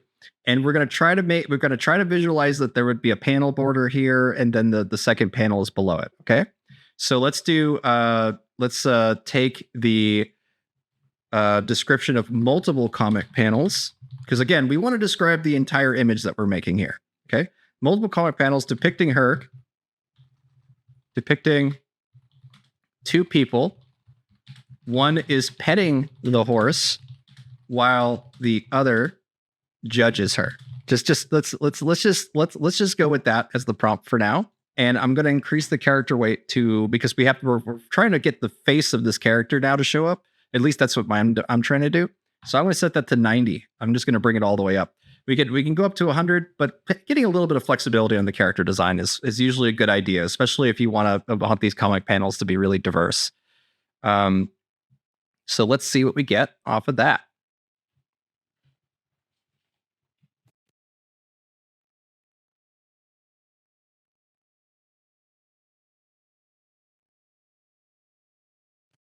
And after this, I'll hop it back over to VC Create so we can see what we get. Oh yeah, things are going wild in VC Create. Awesome. I'll check that out in just a moment here. Weird flying Western monsters and Godzillas and I don't know stuff. I'll be sure to check it out here in just a moment. Snoopy's making horse comics. Good. But look at this. All right, so we got the multiple comic panels. You notice that there is no petting the horse, but that's because the character reference is dominating these images right now. Okay. So what I'm going to do is we have a couple choices here. We could run this with a lower character weight and kind of gamble at trying to get a horse in there or just try to make this more interesting. But the reality for me anyway is if I like something, I try to lean into it. I try to explore that specifically. So this result I really like. It's got a nice panel break in here, and we're starting to see that there's potential for what this character, but basically having a two-side here. We want to try to bring back the kind of Mad Hatter character here. We actually got a question here from Oi, by the way. Oi said, why no power lines? And that's because inside of the style reference, we actually have power lines. But it looks like because this is the edited result, we don't have them actually. So we don't actually need that negative prompt in there. That's okay. It's just in the original style reference for the Sinful West that includes power lines. Yeah. So no power lines is actually a keyword that weighs the words that you write after no lower than the rest of your prompts. So it lowers the possibility that Midjourney accesses images that have connections to these words in its brain, basically, before it's generating your image. And that way it makes it way less likely to have these in your output in the end. So that does now power lines. Right, exactly. And you can see what I'm doing here is I'm actually going into erase and restore in order to kind of hone in that I want to get rid of this character. But what I essentially want to do now is I'm trying to get it to generate the horse that's up here. Okay. So let's go ahead and remove most of the references here. We really don't need the style reference or the character reference anymore because it's already inside this prompt result. And I'm going to get rid of power lines because there is no power lines in this result. And let's get rid of the character weight because we have no character reference. And let's see here. And then say multiple comic panels depicting two people. One is petting the horse while the other judges her. Okay. Let's go ahead and say that we want a multiple comic panels depicting two people, and then saying she is, or behind her riding the horse. And that's what I'm just going to go for. We'll see what we get off of that. You notice that I've done nothing but write the prompt, because again, it's going to do its best to try to reference what's inside of the prompt already, or the result already. But we are definitely getting the girl back in here. So we're going to go ahead and reference our previous result. So let's do that. There's actually a pretty neat way to do this, by the way. So if we come into that result that we edited, okay, so we have this one here. We go to editor again. Now we can actually scroll through our history to find that result of her on the expanded with the horse here. So this one here, okay, we can actually grab that and drag it up here, okay, and that will let us be able to use that image here as a reference. But we need to actually go up to the other one that we were editing. So let's do that really quick. There's that. And it's not low enough. Let me, I don't want to keep zooming out here because otherwise my window gets really tiny. So let's go ahead and grab that result inside of Midjourney first. So I'm just going to copy it manually here. Okay. Let's close the editor. And I'm going to grab this here. And we're just going to go ahead and copy the URL for this image. And now let's scroll back up to that result that we're editing. I love some of these back of the shoulders, by the way. They do look really cool. But I mostly want to go back into the one we were editing here. And now I'm going to paste that result in here. And we're going to set this as a character reference. Let's see if this works. Let's see if this works. If it doesn't, then we probably want to try lowering the character weight as well. So let's do that. So let's set the CW to something like 20. Hit submit on that as well. And I may need to focus on the horse specifically. So we probably will go ahead and do an edited version of this image here, because I'm noticing that we're not getting the horse in here. So yeah, it's more of the same. Okay. So let's go ahead and get ourselves into Photoshop here and do this the way that I think would work. Okay. So I'll first grab the link here, paste it. We're going to copy this image. Now we are going to go to the tablet here. I'm going to create a new project. Clipboard, let's paste this. And now I want to only select the horse, okay? So let's go for something like this here. I'm going to copy the horse and now bring ourselves back into our Midjourney account here. Oops, I went too far. I love the sage hand petting the horse. That's really cute. But we want to come into here, go to editor. Too far. And I've gone too far, but I'm just going to copy and paste it into Midjourney here. And now it's just the horse, and I'm going to hit character reference on the horse. Okay. And let's just submit this. And because we have the character weight really low, let's go ahead and jump that back up to 80 as well. Just arbitrary numbers, guys. I'm just kind of winging it when it comes to the numbers. Oops, I forgot to switch to the video here. There we go. So let's see. Okay, so it's just going to be a zoom in of a horse and a lady. Okay, so we didn't really get what we wanted here. We really want to work with an image prompt here. So let's go ahead and get an image of a horse. Let's do riding a horse into the sunset on Google. Okay, there we go. This should work. So we want to copy this image address here. If you want to get a little more honed in with this, you could always kind of edit the image as well inside of Photoshop. But let's go ahead and drag our result here. Let's see. I want to get back to that prompt result we had. This one here. Go to editor. And I'm actually going to draw in just a little bit extra here. I want to give us as much flexibility when it comes to this. Okay, there. I'm going to get rid of the character reference that we had before. I'm going to paste that link from Google. And I'm going to lower the character reference, or sorry, let's do an image weight instead. So instead of character weight, we're going to do image weight or -IW. And then let's set that pretty low. So let's do a 0.03 on that one. And we'll go ahead and submit that and see what we get. The idea here is that because we're saying it as an image reference, right?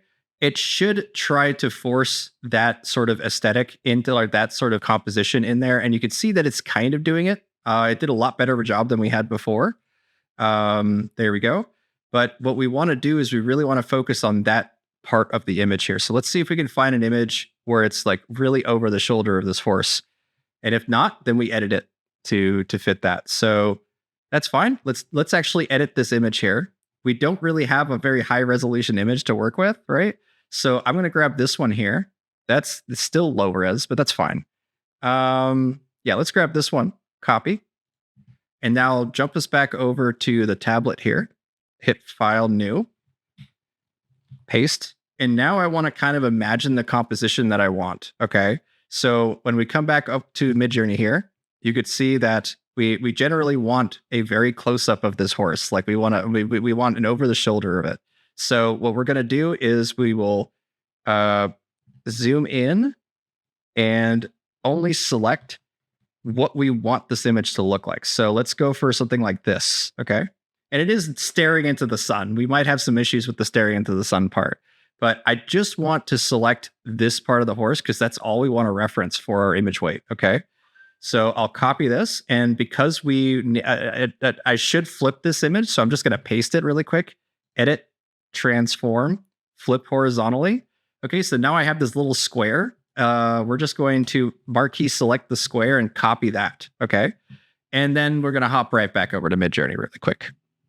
Boop, and then boop, and we will come back to our editor here. We've done a lot of edits to try to get here, guys, but we're getting there. So let's do edit. And now you can see I have my old image there. I'm now going to paste that image into here.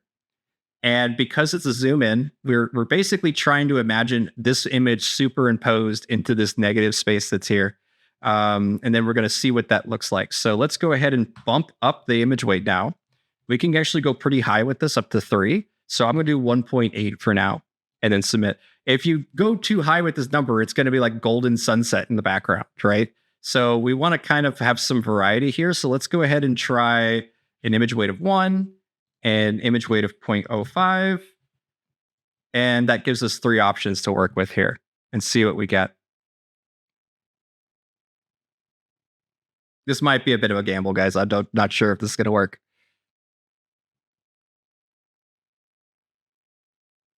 We kind of got it on one of them in terms of like trying to get a void space that kind of lower void that looks like the horse, but we're not really able to see that it's a horse. So let's try to change the prompt up a little bit.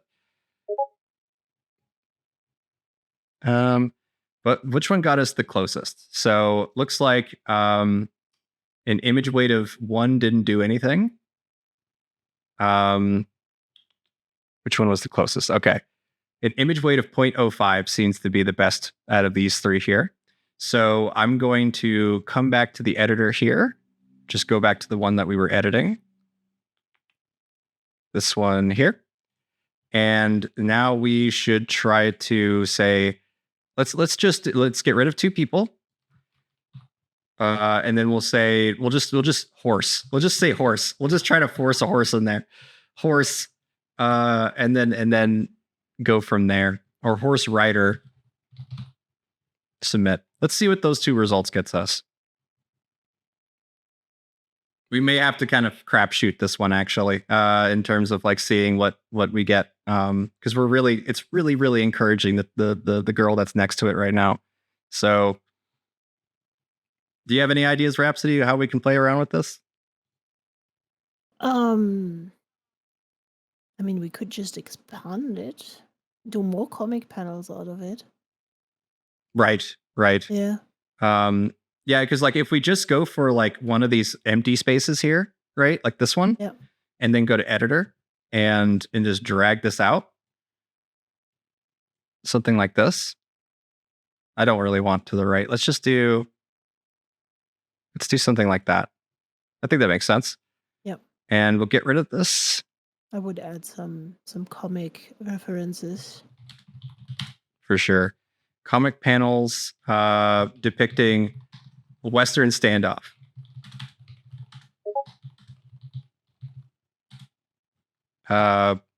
Horse rider. Yeah, let's just go for that first without any other references. And then let's grab one of the Sinful West references. So, let's grab this one and then use this as a reference. And then paste this in here, and we'll make sure this is set to a style reference, and then hit submit. We'll compare the two. Oh, these big face ones, I just love those panels. It does, yeah, it definitely loves putting big faces in there. Yeah, but I love them too. I mean, they give so much options to show like deep emotions and stuff. Right. Yeah, it's a little bit sad that we lost the Mad Hatter character. Yeah, we should probably try to lean towards that actually. So very cool though. I mean, like we definitely get some cool zoom ins of these characters. The style reference is just immensely taking over with the anime character though. So what I'm going to do is I'm going to grab the original result that we have here. I mean, okay, could also so this use one. Some of my panels as references. Maybe that works too. Right. But let's just go ahead and grab this result here. Hit copy image here, our copy image URL. I'm going to edit this. I'm going to come back into that result that we had with the editor. So let's scroll down. There we go. Editor. I'm going to get rid of this character reference or that style reference. And then I'm going to use this as a character reference. Okay. And compound is depicting a Western standoff. And then Mad Hatter Horse Rider. I'm just going to say that. Submit. And we could lower her character weight too, because that we can maybe get the back of her head. So let's do CW0. And let's also try CW30. Just some arbitrary numbers here. Oh, wow.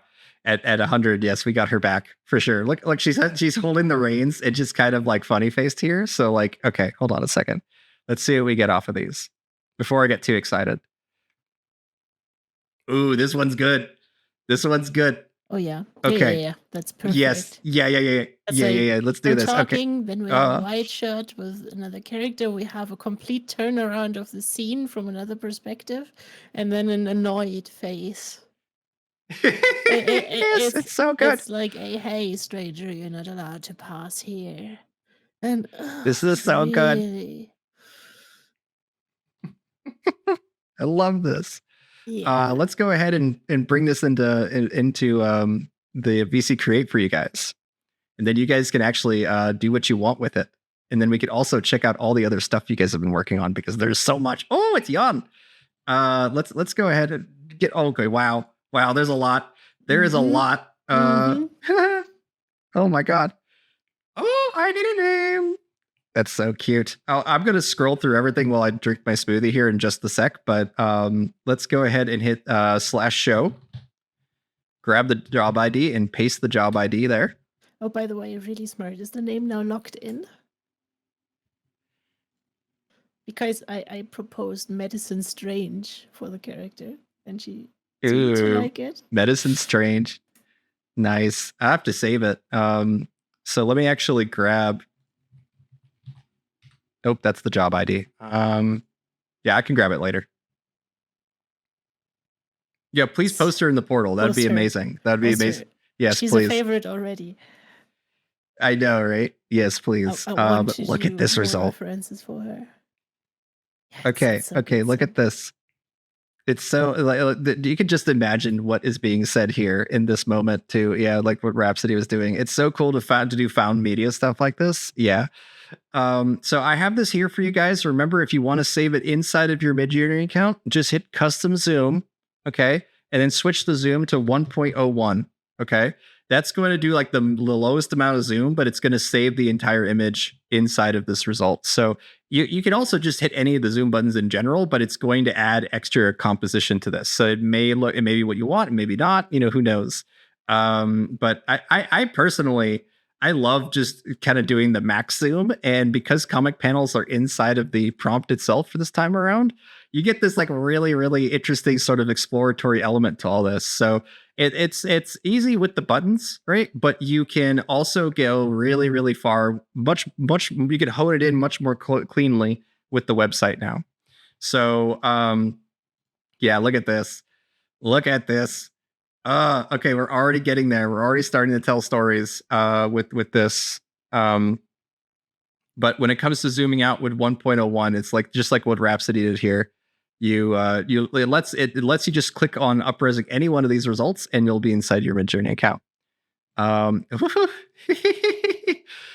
This looks like it's part of the Gnome comics now. Actually, Reveille, this is cool. I do really like this character. This is so fun. It's kind of like Nightmare for Christmas-esque in terms of the proportions too, right? So like very lanky, thin characters. I was a big fan of John and the Homicidal Maniac when I was a teenager. And this basically has the same proportions as that. So I love that. Oh yeah, the character would also fit in really, really well into Has-Been Hotel. Like yeah, for sure.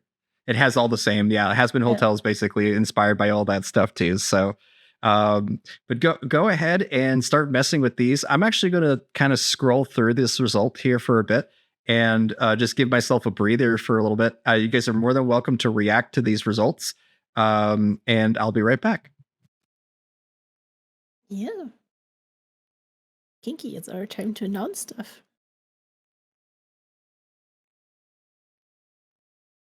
Is Kinky still here? Yes, I just unmuted myself from the wrong microphone. Can you hear me now? Yes. Fantastic. Loud and clearly, Commander. Oh, I love Lenore. I love Johnny, and I love Lenore, and I love I love all of them. All of them.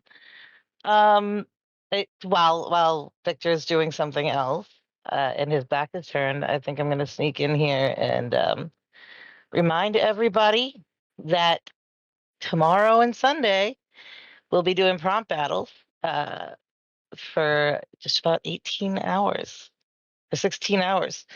But you guys are more than welcome to stop in for any one of those. We do Saturdays and Sundays. I just put the link in the chat so that you can see it in your time. The rounds take about 15 minutes. You don't have to stay for all of them. You can just pop in, say hi. You can stay and play around, or you can stay and play them all. But we will be there the entire time. Some of the people in this very chat right now are commonly found at prompt battles, and I hope you come. We give away fast hours for the things for the games that you win, and some for the games that you don't. But I think you'd have a great time. It's a good way to learn how to prompt and meet new people who are in the like-minded community and whatnot. Yeah. We really have a good time there, and you don't have to talk on the microphone if you don't want to. You can just type in the chat. You can even just do it in complete silence if that suits your fancy. But please do drop by. Oh, thank you, Reveille. I appreciate that. I hope I see you this weekend as well. And you should go to prompt battles. Some of the most creative prompts that I ever used, I have learned there. It's just amazing because sometimes people come up with absolutely wild stuff. Like I think one of my favorites from prompt battles that I ever got was like the fractal void Oh is yeah, those are glooming great. into the abyss or whatever. It was I really love dark and fractals. twisted and gave me some amazing dragons actually. So it's really interesting what you can achieve with the prompts that other people have in mind. And of course, there is all of these prompt battle, let's say, professionals that are probably searching whole weeks for absolutely absurd prompts just to see what everybody is coming up with, and that's Oh what yeah, it they is here definitely have for. their lists of things that they want to show off. Yeah, definitely. I mean, if you Lists. win, you get the right to do it. So why not Mm. do something special? I just put And my aligners in, and they're not fitting correctly. So now I'm like, oh, it hurts. Stop it. Mhm. Yeah, and What's if that? you want more workshops, I'm gonna have a workshop next week over on the Oh, Niji that's server. true. That's Yeah, true. my first really own workshop slot together with our friends at Niji. And yeah, I'm gonna do some prompt alchemy. I mean, I don't think I'm allowed to to post the link, Kinky. I Or was am I? just going to pick it up. Oh yeah, there it is. Yeah, doing some prompt alchemy. We will go into like the different referencing methods and how they work and what they do, and how to use those to generate character reference sheets, how to use those to put your idea into Midjourney and get something out that you want. And I'm very, very much focused in these on understanding how the thinking works that you need to control these tools. Just because I'm also a very, very focused worker when it comes to using Midjourney and Niji, because I usually have very special images in mind that I want to achieve. So it's one part to know that there is a CREF. It's completely another story to understand how it works and what it influences and how you can control it. And that's what we're going to talk about on the Niji server next week. So I hope you are interested and will show up. I know I Yeah. will. Yeah. Oh yeah, and I'll definitely be there too. It'll definitely be. I'll be relaxing for it, but I'll be definitely there and enjoying it and seeing how just the different vibe that is the Niji Journey server. It certainly is different than the Midjourney server. So I recommend subscribing to both of them. Just because you get a different crowd.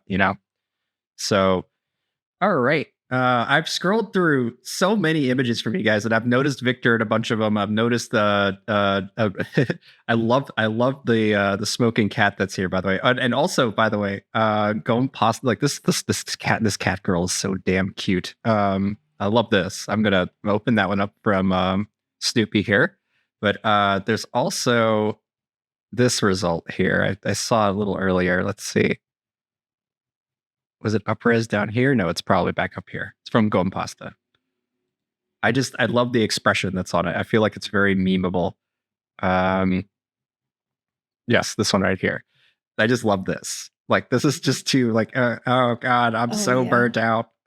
It's too damn cute. So I do want to show you guys. Go ahead. I have to say this just because I need to get it off my heart right now. Every single time I see an image from Gompasta, I'm first thinking it's one of my characters. Second, Yeah. they are so close together that I'm always tempted to steal them and use them for myself. Yeah, exactly, right? Yeah. It's and the hard comic book style like outline.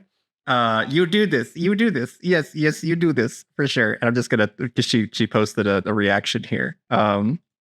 Yes, she definitely you do this for sure. And if you do have your own server, by the way, you can make stickers like this to be able to react to people. Like for me, I have here mine. Boop. And that's just what I use whenever I just want to quickly say hey to a new member that's joining the server. So yeah, it's really neat to be able to make these emotes and reacts and stuff with your characters with Midjourney. So what I want to do for this one though is actually make this into a little comic panel here. So what I'm gonna do is first thing I'm gonna do is custom zoom. Set the zoom to 1.01. This will save it in my account. It would be neat if there's a button in the future that says save to my account, you know what I mean, or something like that. And it just lets you not have to zoom out at all to do that. But for now, let's go ahead and scroll all the way down. Ooh, some fun results here. but I'm going to upres one of these. Well, no, we don't need to upres it. We can just go to my account really quick. So Midjourney. Okay, we have these 4 results here. Oh, let's see here. We'll go to editor. And then we are going to drag this out this way. Something like this. I'm going to select this sort of like, splotchiness here and just kind of, let's just edit the edge here just a little bit. And now I'm going to change the prompt to, let's remove everything except Niji. And we're going to say speech bubble that reads. It's very important that it says that reads. So I'm going to zoom in here so you guys can see that. Speech bubble that reads, and then put quotes. I need coffee. ... And then end the quote and make sure there's a space between your parameter and your prompt. And then we will hit submit on this. Speech bubble that reads, quote, I need coffee. And then we'll hit submit. Now let's take a look at these results. I do love how you can watch them render all at the same time. And they put a coffee cup in there too. Okay, great. Okay. So I need coffee. I need coffee. I need coffee. And I need coffee. All right, so we're going to edit this a little bit, but we want to make sure, so you can see the tail is randomized. It's almost always randomized. It'll usually get it mostly right, but we want to make sure that we have the ability to make sure, like if you're like happy with everything, but the one panel, like the one dot is wrong, or sorry, but the tail is wrong, you could actually just select the tail and re-roll the speech bubble and see if you get a better tail. But I love the fact that tail became the smoke of this coffee here. Like that's actually really cool, and it's kind of pointed in the right direction. But we, I need coffee is wrong, right? So let's do edit, and let's go ahead and remove the text that's here. And I'm actually going to be pretty generous about where in the speech bubble this text is going to be. And if we want to change the tail, we could, but I have a tip for you guys. This is something I learned actually doing 3D printing. Whenever you're working with parameters, it always is a good idea to lower the number of variables that you're working with. So when I was working with 3D printers, there's hundreds of parameters that can be used in like the advanced settings of a 3D printer. If you really want to hone in that stuff, only change one parameter at a time so that you learn what the difference is between each one, right? So for this one, we want to kind of have the same logic where if I include the tail and I say, re-roll the speech bubble again, then I could get the text right, but then the tail is going to be wrong or whatever. So I'm only going to focus on the text on this result here. And we're going to hit submit on this. Let's see if it gets us what we want. And if it doesn't, we might need to select more of the negative space inside the speech bubble.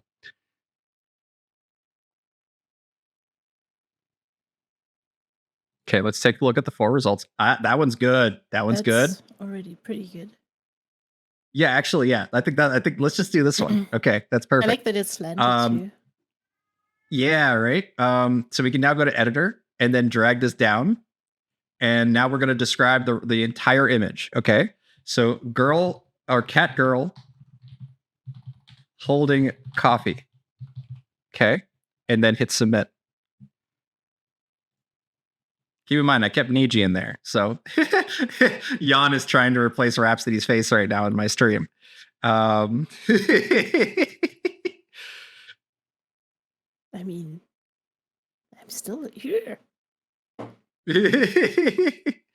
It is funny though, like if you guys ever like mess with, like there's the time when there was we were doing the drawing thing. You guys were drawing bunny ears behind me, and then you guys were screen capping my stream and then generating with the bunny ear version of me, which is so funny.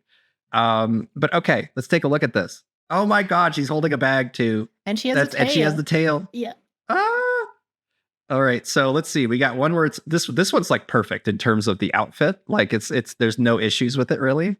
Her hair is super long in this one, and this one's kind of mucky because the it screwed up the pinky, and there's a bit of a weird plastic bag string here. So let's go ahead.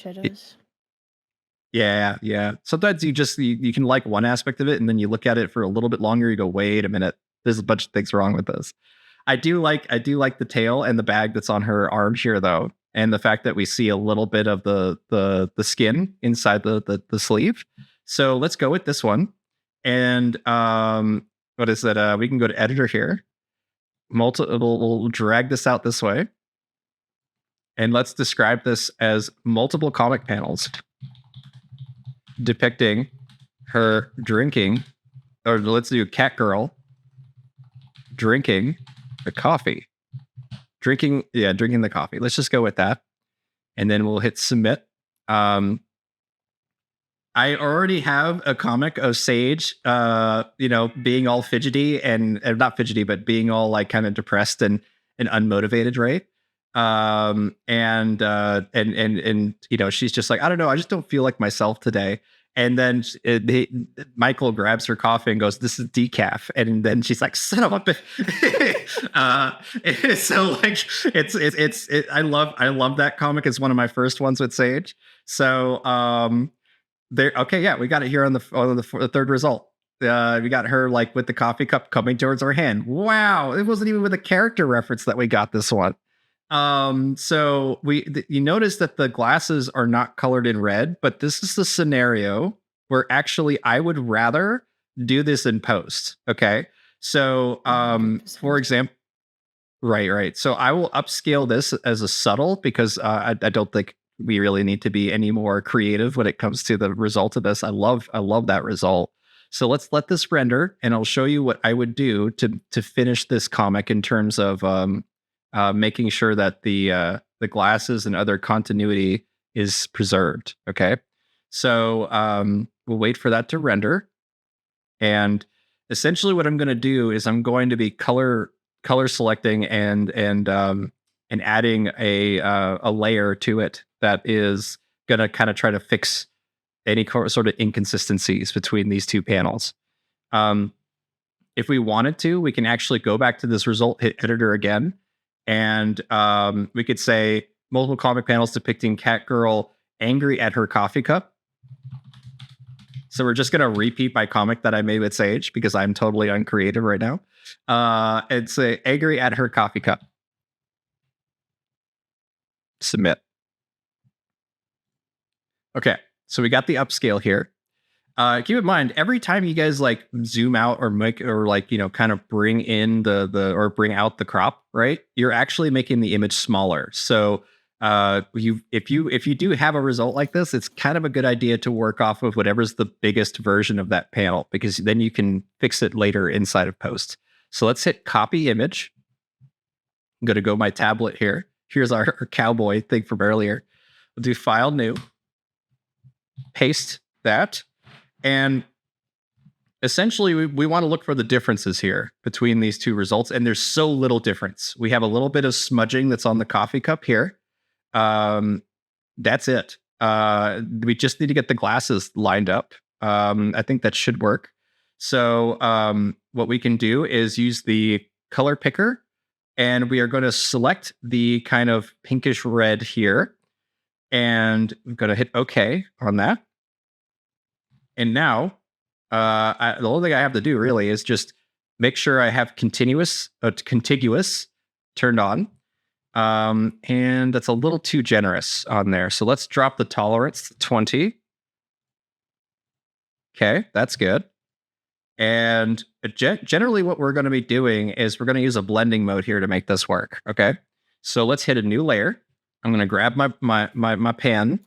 And I'm first just going to draw in this entire area here. We could use the paint bucket too, but it's fine. I'm just going to draw this in like this. Just get us somewhere with this, okay? And now I am going to just start drawing that in wherever it just kind of didn't really select it correctly. We want to be really generous when it comes to the color. Like, it's just draw over things. It doesn't really matter yet. Even if the lines are splotchy and stuff, that's fine. And we can fix any sort of weird sort of like teary drop parts of it like that here later. But now that we have this on a new layer, so it's just this color, let's swap the blending modes that are here until we find one that preserves the outlines here. Like this is actually pretty good. Darken works. Multiply works too, but I think it's making it a bit darker. Let's see here. And you could hear my cat Tal screaming in the background, I'm sure. Let's see here. All right, so let's do darken really quick. And we're going to zoom out just to confirm that these match, and they do. Okay. And we don't really need the smudges that are here, right? So I'm going to try something a little wacky here, which is we're going to use GenFill from Photoshop to fix the final parts of this. So I'll select a new layer. I'm going to use the marquee tool, and we are just going to select the parts that are wrong on here. Okay. So, and the reason I'm doing this is because there is a pattern or a brush pattern that represents the edges or the line art of each. You notice it's not a perfectly hard line. It's got like a bit of a pattern to it. So because that brush is on that result, we want to make sure that we try to replicate that brush pattern by using GenFill to do it. It's so much faster than having to manually draw that in. So I'm just going to select every one of these smudges that are here. That should be good.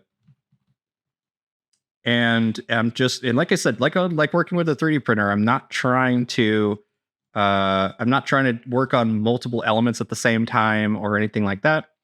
I'm just trying to focus on one element here. And now I'm going to hit this new generate fill button. I say new, it's been out for a bunch of months now, but it's new for me. It's always new for me. So we're going to just submit this without a prompt, because what that's going to do is it's going to look at the rest of the image, especially the other panel that's inside of this composition, and make it work. And it usually works great. Like it's like an autofill. Look at this. That's the first result. That's the raw first result. And it recreated the pattern of the brushwork and everything. It's just, oh my God, it's so much easier than it used to be. And now, I mean, I could cycle through these results, but they're all going to be about the same. Okay. So let's do this one here. And now let's fix that coffee cup smudge. So I'll come into here, grab that smudge. Gives it character. Yeah, but there's no smudge on the other side. So I mean, true. I could copy the smudge and bring it to the other side, but I'm just gonna get rid of it. I would rather we could make up a funny Starbucks name for the coffee cup, like Cat Bucks or something like that. There's a lot of options for that. Yeah, we could put a logo or something in there. But there you go. So let's look at our different GenFill options. They're all the same. Perfect. But you'll notice there is one inconsistency with the coffee cup. Okay. I'm curious if you guys can see it right off the bat. So I'm going to get rid of this. And you guys tell me what's different between the coffee cups here. It is something though.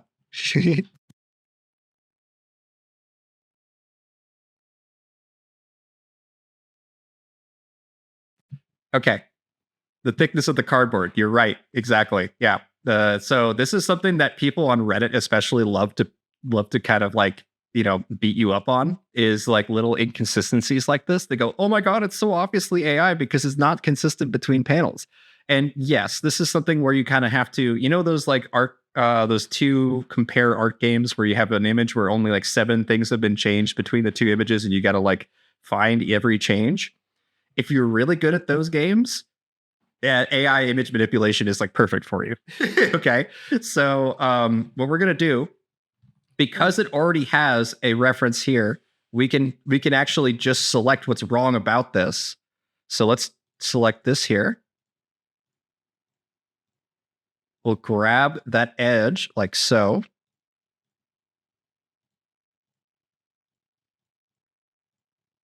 There we go. And we want to make sure we deselect some of this too, because there's nothing wrong with doing this or having this. I do want to get rid of these 2 dots that are here because they're not really needed. And now we're going to just GenFill this.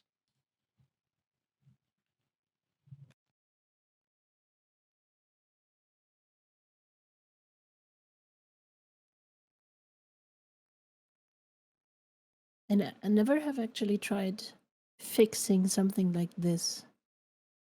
But that's amazing. Okay. And there you go. It did a really good job at that. Yeah. We can go between the options here. Let's stick with this one.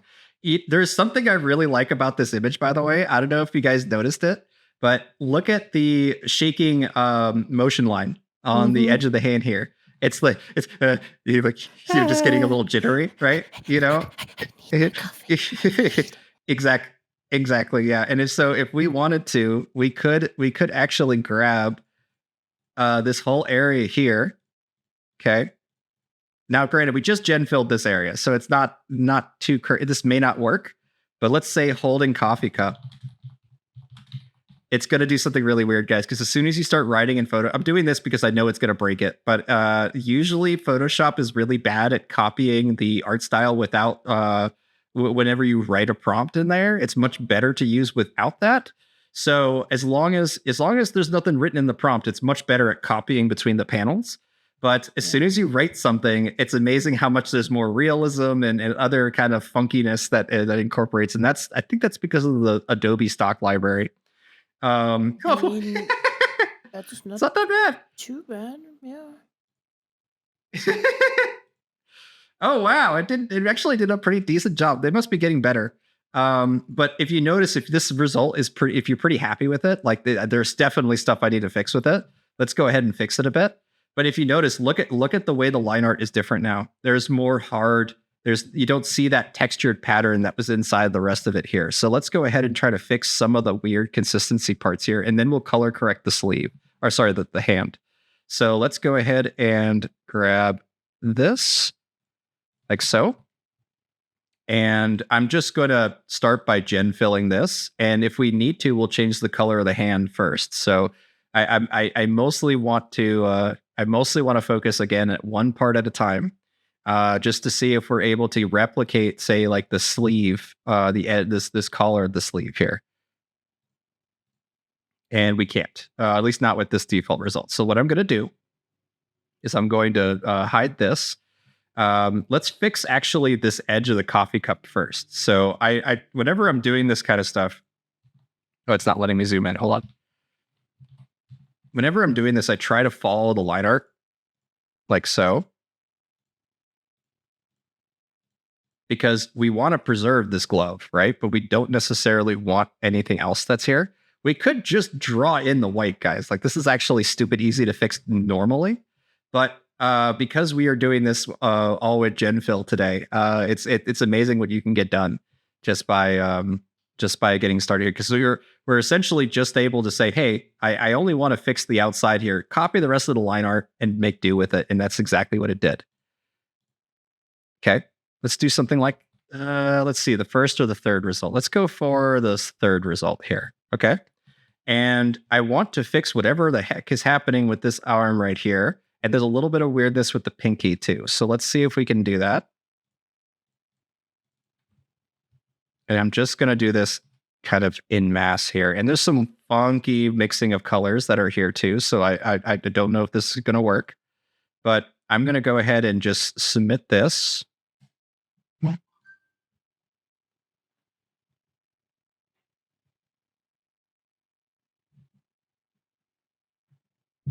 It is kind of cute to have a two-tone glove, though. Like one hand's pink, one hand's gray. It's kind of cute. But that fixed that up pretty good. Yeah, that should be fine. Let's go ahead and already color correct the sleeve here. And this is actually a trick that I do in order to kind of work on the overall image. Is I make my computer very angry with me by selecting all the layers except the background, and then I hit convert to smart object. Okay.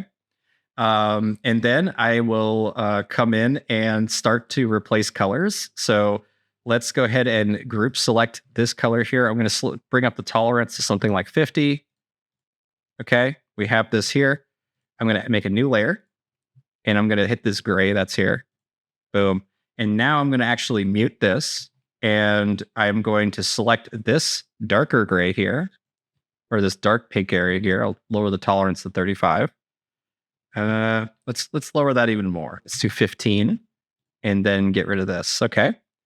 Now I'll grab this darker gray, add a new layer to that, and then paste that. Okay. And we do have a little bit of this white highlight here. I'm going to also select that. And we are going to basically just start filling that in as well. So let's do that. Okay. And now you can see there is some fraying edges, especially when we zoom all the way in. When you get to the grid, you know you're in it when you're in the grid, you know. But we're gonna just use the brush tool here, lower our brush size pretty good. So let's do 9, and we're just gonna fill in the fraying that's here, because that is something that irks the crap out of me when I see it on other people's work. So let's just get that filled in here, something like that. Okay.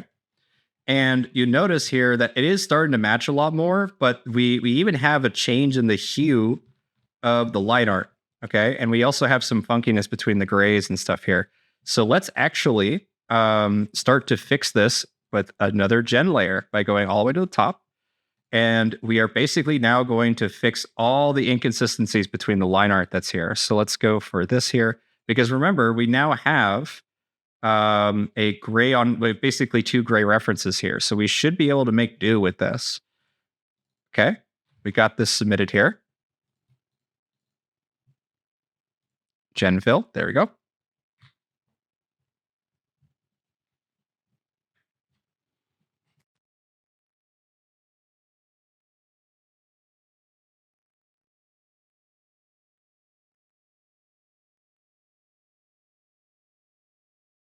Look at that. Let's go ahead and check our 3 options here. Yeah, I like this one. This one should be pretty decent. It's the best one. And right, definitely. And frankly, I'm just going to do this. I'm just going to take the brush tool, grab that dark gray here, because this is where I get really frustrated, and I just say, screw it, let's just draw it. And we just kind of bring in this here and start to replicate some of the lines here. Something like that, you know? Yeah, I have to say I draw way much, like way more when I'm repairing these images. For sure, for sure. But what I'm going to do here, though, is I am going to try to get the line art thickness to be a lot more closer. Like there's so much more drawing that we can do right here to kind of fix this better, because the thickness of the line art on the left side versus the right side is dramatic. There is a lot of inconsistencies between the color and the thickness of the line art. So I'm going to first just do this as a quick gen fill to see if we can get a little bit of a better thickness between the gloves here. But generally speaking, you want to start to now outline with the traditional drawing on top of this to kind of fix these inconsistencies between the 2 hands and all that kind of stuff. So you notice it more. Oh, there we go. We got a thicker one here. Yeah, I'm going to go for this second one here just for now. And yeah, generally speaking, we could come into here and start to fix like the sleeve too with gen fill and go from there. But this is nitpicky at this point. The main thing for me at this, or for this really, is that I want to come in, and you can notice that the problem with this is that we're not going to be able to recreate this sort of hatchy pattern of the brush here without knowing. I've done style references with specific brushes before from Photoshop and have it replicate that with SREF. But what we're going to do is we're going to color pick this line art here, make a new layer. And I just want to make sure that the line art is about the same. So this is a little too thick. So let's go for 7 instead. Okay, there you go. And you notice this is what I mean by the pattern. Look at this. Notice that this is like a clean brush. You could adjust the brush spread a little bit so that it gets individual dots that overlap each other. That right. Is that's not? Yeah, it's not flow though, right? No, it's not flow. It's spread. It's in the advanced brush settings. Got it. I'm not going to get into that too much just yet, just because it is something that I feel like that if you are Photoshop experienced, you'll know where that is too. So we'll get into that a little, maybe another time. And that's the reason, by the way, why I go in my images, especially for this clean brush stroke, line art kind of style. And while I'm searching hours and hours and hours and hours for the correct references and style codes and whatever to get this specific art style that I usually use, because it's way easier in Photoshop to do these repairs with just a flat round, easy brush when you don't have any textures on these brush strokes. Exactly. Yeah, it's quite Mm. often that I'm trying to avoid this hyper stylized Yeah. brush stroking, just so that it's very easy for me to fix things. The Sage comics are all clean line for that reason. So we can just kind of come into here and start to repair the line art thickness of this, and maybe to also emphasize this, you don't have to do this. If you find Right. like if you post these things on Reddit, you're gonna get a lot of hate because there's people going with a magnifying glass over your images, and they basically want to burn you because you used AI for your images.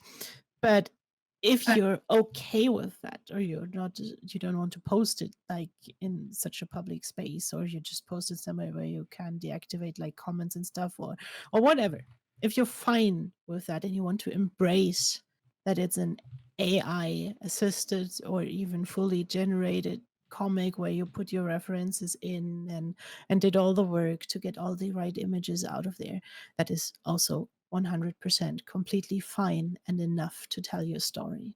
And if you want to do emotes for your stickers on Discord or for your Twitch emotes or whatever, but these things will be so small that these little differences, like they don't really matter, and it's fine. Like in my Below the Open Sky comic, I purposely decided that I wanted to tell more story and very less about like errors that the AI made. I of course want to pick good results that make a lot of sense and have the characters in the right moods and not like big overarching errors everywhere. And sometimes I will go in and correct stuff here and there, or change arrangements, or redraw some lines where things got destroyed. But in general, I want to go down a route where I just embrace that it's AI made because it's a comic for the community. And yeah, so that's a totally valid path to go.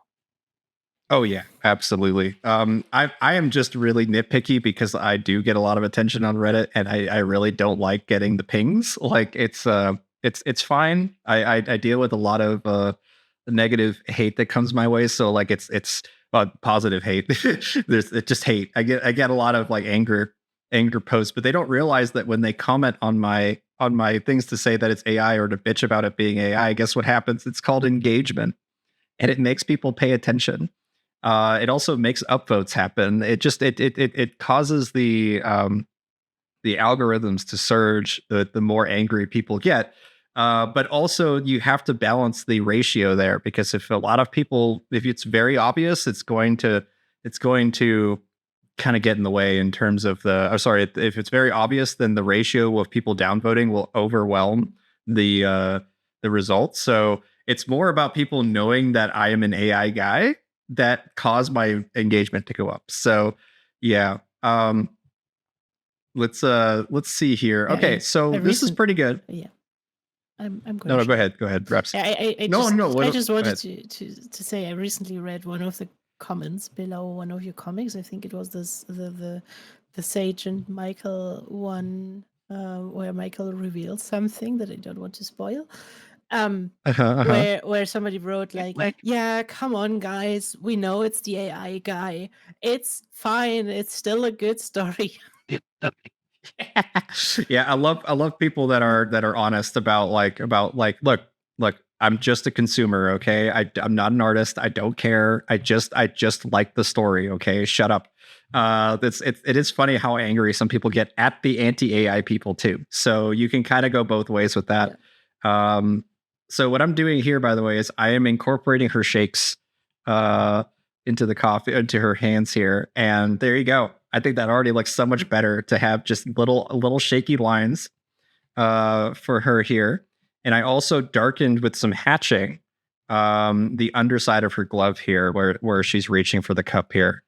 There is one last little thing that I kind of want to fix here, which is the backside of the glove here, where you can see that her outfit and her sleeve just kind of flow together in a weird way. So this is another instance of where I just come in with gen fill over my brushwork, by the way. Like a lot of the stuff from the Sage comics is actually me just working with gen fill over what I've drawn. So let's see what it does just with this, and see if it's able to understand, okay, yeah, I want to fix this. But you notice that I marqueed into half of the line here, the line art here. So I'm saying, hey, preserve this line, but draw everything else. And that's already pretty good. Yeah, that's perfect, actually. Just keep it yellow. And you notice that there's a shadow that's here too. Let's incorporate that shadow in there. So I will use the brush tool. Let's do marquee select here. Grab that and make a new layer. I'm going to use the brush, and I'm just going to kind of come in like that and start filling in a new shadow for her hand that's here. And again, because we're using that clean line art, like where it's only one shadow color and one main like flat that is below it, it's so easy to fix this stuff now. Okay, there we go. We have one more inconsistency to fix, which is really, really easy. It's this X hatch that's here. It's kind of an emote hatch, but I'm going to go ahead and select this. And again, gen fill with no prompt. There is a bit of a stress tier that's here. And now I see that a lot with Niji results. It just adds a lot of stress tiers, and you can easily gen fill those out with the same method. But there you go. That works. And we're done. This should be fine. So I can now save this. I can export it, do all that kind of stuff. But I'm just going to be really lazy about it. And I'm going to hit layer and then flatten image and then copy this and paste it to the server. I don't know if Gompasta is still here. Are you still here? Yes, you are. Gompasta, can you? Did you submit a character portal for what is it, for your OC inside of Gnarly Studios? Oh, that would also be very cool. Yeah. Not yet for Nia. Okay, quite yet. But okay, this is what I want you to do. I want you to go ahead at some point. I don't see ref her generally. Well, if you do, okay, I'm going to paste this inside of VC text for you.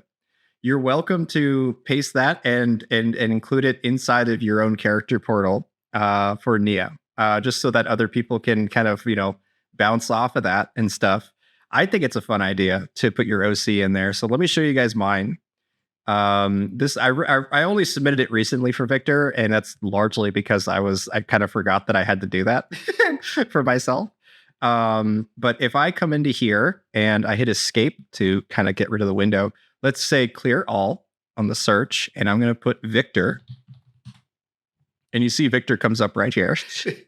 And basically what we do is we recommend that when you submit a character, okay, that you include both the cref that's here, and you also include a link to a prompt inside of the server so that other people can really easily remix off of this result. Okay, so let's say I want to work off of this result here. We're going to hit the Black Lodge here. And there you go. That is an example of Victor that you can now easily hit reroll and say anything in the prompt here. So like drinking coffee. And now you're going to see that in the results here, we'll get that prompt, but they are all going to generate inside of the AI channels. And each AI channel, it's not very specific. You can generate anything you want inside each one, but what we recommend is that fantasy inside of green. White is more like, family friendly / wholesome / slice of life sort of stuff. Black Lodge is for anything kind of risque, dark, or whatever. Red Lodge is for the Western stuff / realism. And then Blue Lodge is for sci-fi. But you can see here, now we have Victor drinking coffee. And what we can do is just up-res one of these results. And the best way to get people to edit your prompts, like to actually make it, like remix them, is to go to the 3-dot menu up here and hit copy message. Okay. This will let you be able to, and I also middle click the results so I get just the whole image. But if I go up to the character portal again, and then I have Victor here, I can just paste this link and then also copy the image into the post. Okay. this means that every time that if somebody likes this image and they want to work on it, they only have to click this link that's up here. And then boom, they're instantly brought to that prompt so they can start remixing it and editing themselves. So I would love to see what you guys do on the Gnarly Studios server, and we can start telling stories together. You'll see that also inside of the Fantasy Nexus that's here, we have the style reference / environment for the city of Phantasma, and we also have GNOME version 3.1 that's based off my friend Fran and her OC. So it's a lot of cool stuff that we're kind of mixing and incorporating into here and trying to tell unique stories with them, and just generally speaking, making entire new comics with it. So awesome, guys. In terms of the GNOME code, though, you could also use her as a style reference, which we've done before. But Lolo Soon, who I'll be reaching out to soon, by the way, the Fran fan club. Yeah, I'm part of the Fran fan club. But the whole thing here is that we have a lot of different comics from Lolo Soon inside of the GNOME code, because he freaking I've basically put him to task to work on the fantasy stuff while I've been kind of MIA doing other stuff, and he's made so many little fun comics for GNOME. The floor is literally lava. It's just really fun what you guys are doing. Tell her story. And what's really amazing about this is that she actually has a lot of trouble drawing right now, due to tendonitis that's in her hands. So every time you guys post inside of here, it actually dings Fran. So don't spam her or anything like that. But if you do have a little comic that you made with the GNOME code, you're actually going to be giving basically a personal update to the artist by doing that. So very cool to see that we are starting to get more traditional artists kind of coming in here and messing around with Midjourney, but also just seeing your all's comics and being inspired by them is just super, super cool. I especially love this window comic here, where it's just what is it? I really need a nose job and a boob one. And just shut up, Carl, is just one of the cat character that she keeps yelling at. And this is entirely Lolo Soon's idea, was just this cat is obnoxious to her. So I think this is too fun. Is it worth putting her up, though? If I don't have a CREF for her yet, I can just put the plain text prompt I use, generally very consistent. Made her, yes, you can totally just use the text prompt. You do not need to post a CREF. You can the main important thing is that your character exists inside of the character portal here. Because then other people will start remixing it. We're just using CREF like crazy because it's really, really easy. But if you do have a super reliable prompt, or as Rhapsody likes to say, a spell for your character, then go ahead and just use that. There's nothing wrong with that. Yes. Also, when you start putting your characters into the character portals, everybody will just start generating CREFs for you. Like these images we made today with the coffee. Those are already amazing character references that can be used to stabilize your character further, or create like a turnaround or whatever. And you don't need to wait until you're 100% finished. You can always update your post. You can always add something more. Just give it a character description so that people know what's important about your character. Add the spell to it, and get some surprises. Exactly. I mean, and it's also so go ahead. Sorry. Also something that I wanted to say once more. If you're on the server, it's really worth it to just go into the character portal and scroll through the individual character entries, and just scroll through there, because there's lots and lots and lots of little mini comics and interactions between characters in the character posts that people just made because they had fun with it. So Right. I think my favorite one is actually from Junk Tour here. So he made a Western version of the robot character. It looks freaking amazing. I love that result. But the inside of Junk Tour here is actually a crossover between two of the characters, and look how good that looks. I'm going to zoom in here for you guys. Look how good that interaction is, and that's because he started with this and then zoomed out with the new editor to create this entire scene that's here. And it's just amazing. It's amazing what you can do with the new editor and just going nuts with it. So seeing the crossovers is really what's so exciting, because it means that we could start to imagine the actual like world and linkages between everyone's stories, right? So want to see that more. I want to see you guys jump from one character to another. And if you do have a style reference that you're using that's inside of our nexus here, like the Sinful West nexus here, you can actually see other people's combinations of characters here. Like, look at this one. It's like, this is Rhapsody's character bouncing off of was it I Troll for You's character, I believe. Yes. And it's just amazing. It's just so cool to see this sort of stuff happening, where it's like, oh, there's just a bar scene, and now we can tell the story of the rest of this. And because this is inside of the lodge here, right? I'm going to give it a little wiggle here. We can actually jump over to this image. There you go. Here it is, right? Do that custom zoom. Let's set it to 1.01. And we can start to and look, this is the zoom in of it here of I Troll for You's character. So let's also make sure we open up this one, and we are going to jump over to my Midjourney account, refresh that really quick. Okay, so we got this result here, and I am going to hit editor, and we are just going to drop this down this way and drop it, bring it up here.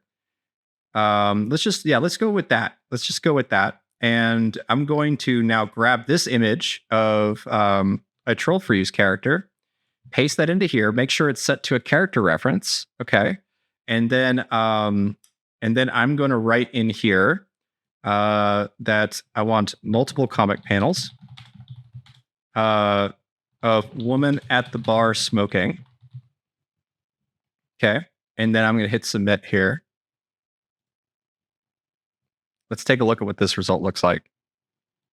See if we get a story, not even by describing what's happening in the comic, right? We're basically just saying, hey, this is the scene, this is the mood that we're aiming for here. And it is done. Yeah, it looks so good. Let's see. Oh, okay. This is cool. And like, you could see that maybe she's like walking off and she's gonna like get her bounty. Like, say like Rio here has a bounty on her head and she notices her, right? It could be something as simple as seeing her leaving the bar, and then it's a chase scene kind of stuff. There's a lot. Look, there's even a fun like kind of extension of the bar here. What I'm gonna do here is I'm gonna take this result and essentially try to get Rio here to let's see, is Rio in this? Should be in this result here. So let's see, do you have that as a character reference? I think is it in style? No. No. Okay, that's fine.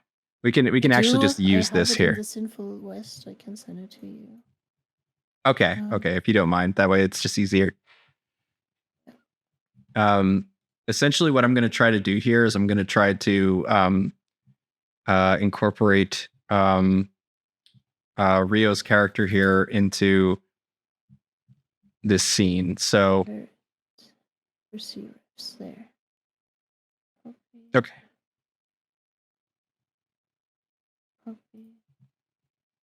We'll do editor here while she's doing that. I'm just going to send this to you in a message. Yeah, sounds good. And I'm just going to select the coffee kind of cup in her hand here so we can try to fill that in really quick. And I also want to kind of expand this scene a little bit. So let's actually go for this way. Something like this. Thank you. Awesome. And we will go ahead and get rid of this and then paste what Rhapsody just sent me here. And we make sure that this is all set to character reference. Oops. Like so. Okay. All three of these are character references now. Multiple comic panels. And then we want to say depicting Native American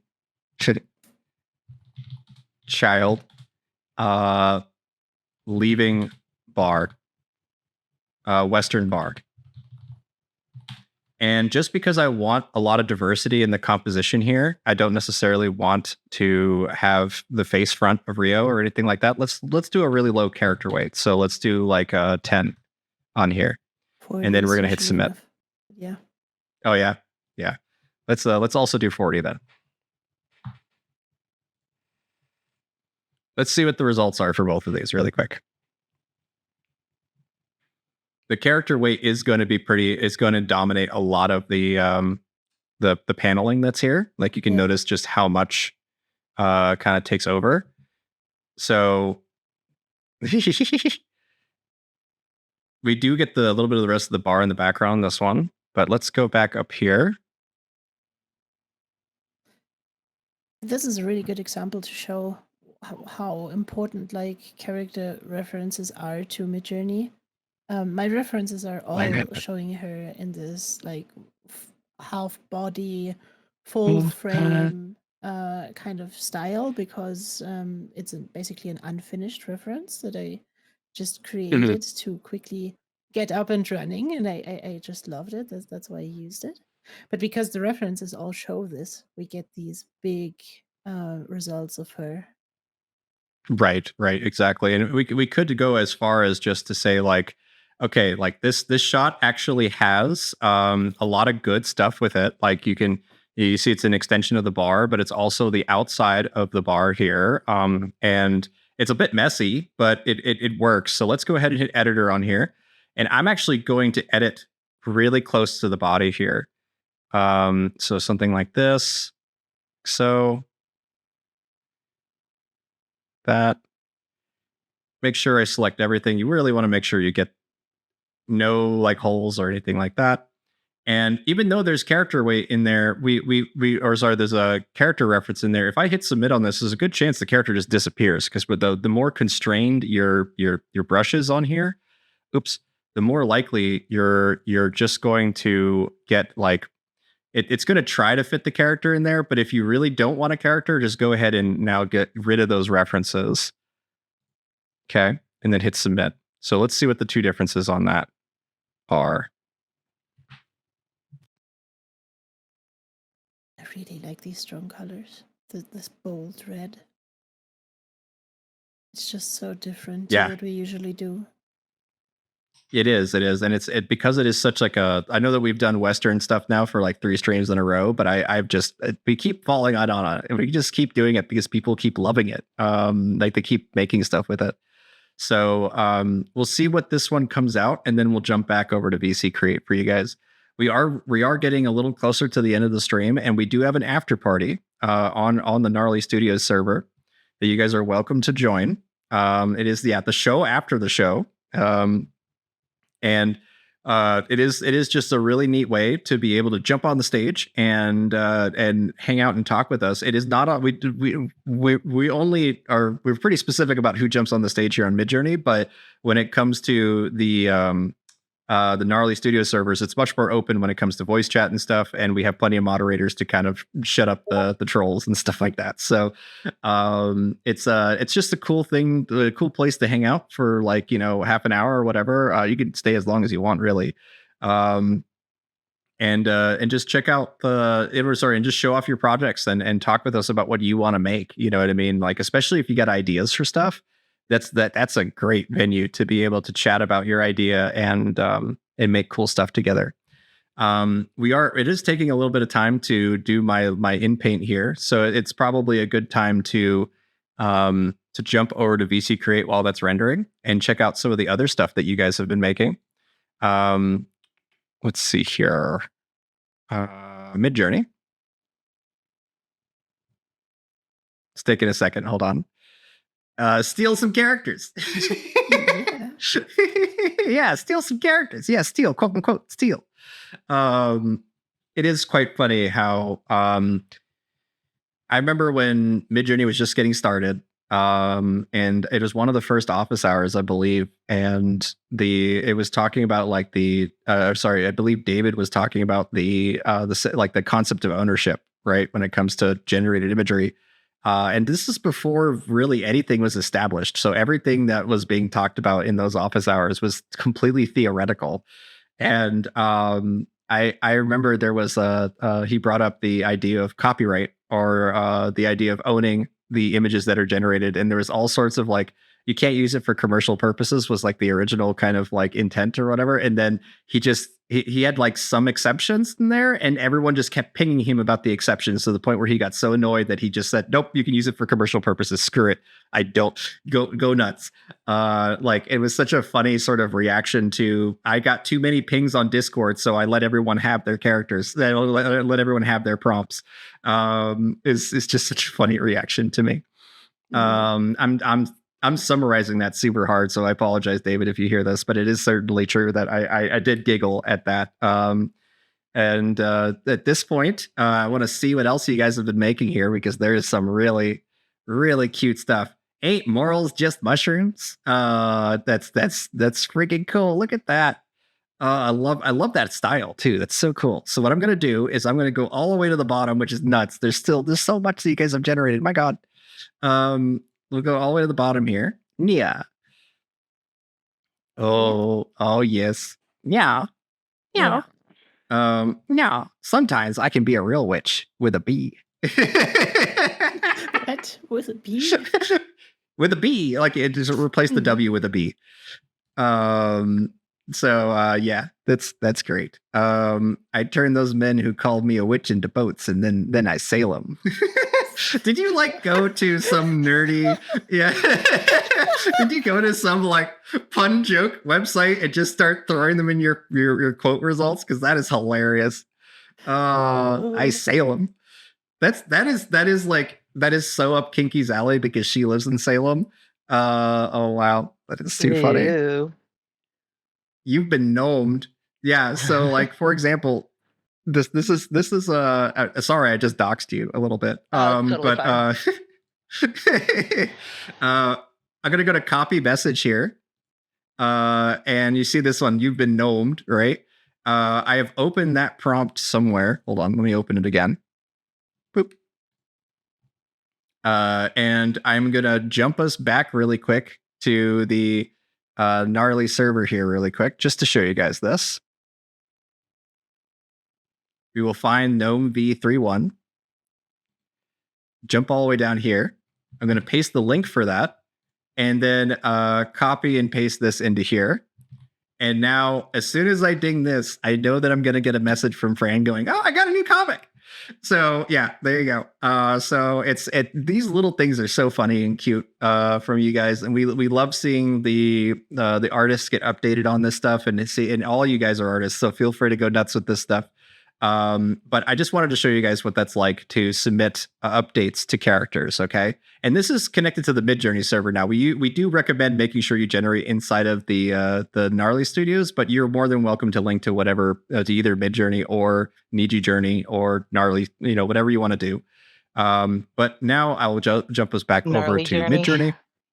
Gnarly Journey, yeah. We were talking. We made a joke about that, right, Rhapsody, when it came to the name of the chat that we have. Oh yeah. What was that one? Gnarly Journey. Gnarly Journey. Gnarly Journey. Yeah. Journey. Okay, what's wrong with you? See, these little comics that you guys are coming up with is all just because you're using quotes inside of your prompts. And that actually enters a kind of a slightly different latent space whenever you do use quotes at all, because it's trying to make sure it accurately writes stuff to its best ability. But you can also do nothing written inside of quotes. So just two empty quotes and leave it open. And we call that like void space when you don't write anything in the prompt. You just let the quotes take over. Wow, that's Snoopy. Some of these results that you got are just awesome. Just freaking awesome. I came up with that. Amazing prompter. Yes. Yeah. And you came up with that joke, Snoopy? Oh my God. Okay. That is genius. I might literally have to steal it in order to make one for Kinky, at least like in terms of pissing off Reddit. In terms of pissing off Reddit, that is the perfect punny joke to use. So we might have to talk. Okay. Okay. Awesome. Now we're just gonna. I feed off hate. Yes. Yes, I do. Perfect interaction to what you just said. I am great, Sarcasmus. Oh, yes. Thank you so much, you guys. This is so fun to see the comics just scroll through. And I know that for some of the like especially like some of the more traditional artists and stuff, they would be like, wow, okay, you're taking 2 or 3 seconds to look at these fantastic, like kind of quality art. We know what we're looking at. We're all looking at generated imagery. We know that this is stuff that's just tippity tapped and we get it. But oh my god, wait. I gotta upres this one because this is such gnome fantasy stuff here. Yes. Okay, let me save this one because I might need to use this later. Okay. All right. And now here's a trick, guys. If you're not familiar with this trick, it's super handy. If you are like scrolling through a ton of stuff, right? Click on the top of the prompt here, and that will zoom you back to where you were. Okay. Super handy when you have massive chains of images. Okay. Yeah. So what is this? What did it say down here? Sarcasm free. Yes. I love how also like some of the like random topics that I completely forget about that I talk about that just get brought back up because you guys will just type whatever the hell I'm saying. Ancient does that a lot, actually. Okay. Let's scroll through. I'm gonna drink my smoothie a little bit more here, and we got about 15 minutes left of the stream here to just kind of talk and hang out and see what other stuff you guys have been making. Yeah, I'll be right back. Guys. There he So- goes. How are you? You I'm guys feeling had a good great. little show today. Yeah. Mhm. What are you gonna do at I'm the also after party? I'm very proud at the audience today for all these amazing prompts. Like this Oh my is god. we got like 3 awesome characters made today that are Yeah, just perfect. they're great. Yeah, and in the after party, I mean, we're gonna talk about whatever comes up. I'm really interested to hear on some projects that the community has been pursuing over the last few weeks. Then also I got asked by Legal Beagle today if I could share my process to stabilize my adult Ryo character, like my avatar that you see right here. Oh, there is our trusty cloud went out of service. That's because why we have a big black screen here. Yeah. There you go. It's all good. Okay, it's all good. Nice. That is the main negative of the more characters is that there's any technical issues we're gonna start seeing that stuff more often. Yeah.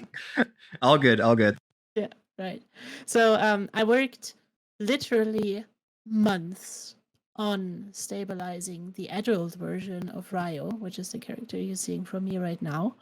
And it didn't really click to get her in a stable form because it was a really complicated prompt for some reason for Midjourney to keep somewhat of a style that I want while keeping all the details with the red shirt, the red jacket, the blue shirt, the black pants, the bow, the hair, the feathers in the hair, and so on. But today I cracked it. And so I could ask my Legal Beagle to share what happened there, and I might do that if people are interested. And otherwise, we're just gonna talk about whatever people want to talk about. Nice. Yeah, and I do also want to say that when it comes to when it comes to the prompts that we've been working on today, I especially want to see this Snoopy's like cat girl like it's like literally catty. I love how catty this girl is. Like it's so great. I want you to submit this character to the character portal for sure because it's too funny. She has an Uzi. Why does she have an Uzi? Like that it's like things like that. We want to explain why she has an Uzi here. Like things like that are just too funny to me. I want to see more of it, and Yeah, it's too much fun to be making stuff with you guys. And if at any point I do want to mention this too, that Rhapsody does have a stream coming up. If you don't mind linking that, Kinky. Yeah, I just gotta grab it out of her DM. All No, good. one moment. And it is going to be Rhapsody's first stream on the Niji Journey server. So I'm just so excited for her. If you want to go ahead and explain what you do, that would be fine. Oh yeah, we're gonna have a deep look into all the referencing tools that Midjourney and Niji offer, and how to think about them when using them, so that you can balance like the influence that they have on your images, and how to step by step like refine your intent in changing the different values and going further into the depths of forcing Midjourney basically to create an image that you have in your mind, more or less, of course, because as we all know, it's still kind of random. Yeah, I'm gonna hold this workshop. It will be much of a presentation in the beginning, and depending on the time that is left, we will then go into an interactive activity. I have to say though, on the Niji server, everything is a bit more familiar. In the last event that I participated, a lot of people were also allowed to just talk, and that could be the same thing. I'm not 100% sure on that, so it could end up in just being a nice conversation in the end with everybody. But I want to basically start the streams and events there by going through the basics, bringing everybody who has never heard about this process into the right mindset to follow it, and yeah, show people cool stuff that they might use later. And then we're also going to do a raffle, because everybody who is there will be able to enter that raffle and earn some free fast hours. Nice. Awesome. And it's just congratulations for getting that Rhapsody. I'm excited to see it. It's cool to see the gnarly logo on your banner too. That's so damn cool. Oh yeah. Like I'm so I- happy about this banner. It looks so cool. It does. Mhm. It does. It zoomed in wrong. That's okay. But if you hit interested here, you'll get pinged when it happens at your local time zone. And right now it says 5 p.m. on September 26th for me, but I'm also East Coast United States. So whatever, as long as you hit interested on there, it'll ping you at the local time zone to you. I'm just so stoked for it. Can't wait to join. And you see, I already hit interested on there. So Nice. from here, yeah. From here though, guys, I just want to thank you guys so much for joining here. I want to push everyone. If you do want to join the gnarly studios after party, you're more than welcome to join our server to do so. I do want to mention that the reason I brought up that logo, by the way, was because that's a generated logo for me. So I literally was like Victor Gnarly's signature when I generated it, and it gave me like I had to re-roll it a couple times, but I saw the G and the N merge together, and I just loved it. I just loved the combination of that. I'll actually post the full signature here for you guys, so you guys could see what it looked like. So let's grab the link for that here, and I'll paste that here. There you go. So that was, and now I've done it in white so you guys could see it on my screen. But and let's see if I do have the black one as well, the full signature that was generated. So let's do that one here. This one will be harder to see when I post it to the text server, but this was the actual result. This is an unedited generated image. Back on version 3 Midjourney. We're on version 6.1 now. So the fact that I was able to get something that actually read Vic Gnarly on there blew my mind. Just blew my mind to me. So this, I've been using that GN for like to the point where now I have physically signed it like naturally. Whenever I'm like signing stuff, right? So I've gotten used to that as being my normal signature. But I'll post that here too for you guys, so you guys can check that out. But okay, That's gonna be it for us today. I know that I got like 5 minutes left, but my dogs are literally like begging to go pee, so I'm gonna let them go pee, and then I'll I'm see you actually gonna guys have at to 7 ask you to o'clock. stay for Let's see first. Oh more yes, minutes. sure. Just Let's kidding. do I'm it. totally Because- playing. Because Kinky Kong has still to announce prompt battles. Oh yeah. Oh no. I already No, did. no, no. Please come back though, and hang out with us at Prompt Battles. And I hope you have a wonderful day. And Victor, I hope your dog pees good. And maybe I'll see you at the show after the show. Sorry. Mm. He's literally scratching at the door, and I'm muting my Oh. mic every time I see his paw go I to get would up on the door because I know that it's ever, loud. ever stop him. But I hope you guys have a wonderful night, and thanks. Bye bye. Yeah. Thank you Bye. too. Get Bye. over to the after show. Wiggle. Wiggle. Wiggle wiggle. Later, guys. Wiggle. Later. Later. Bye.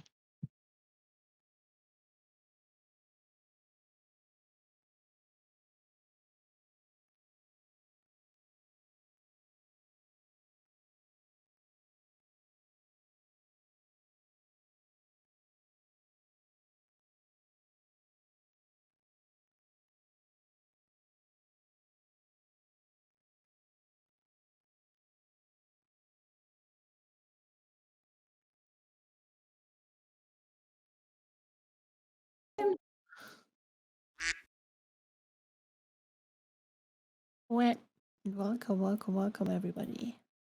Let me quickly get things set up here. Loot. Luna Tom, I'm gonna mute you because you're transferring the sounds of your Discord back to us. So if you want to talk, just tell me.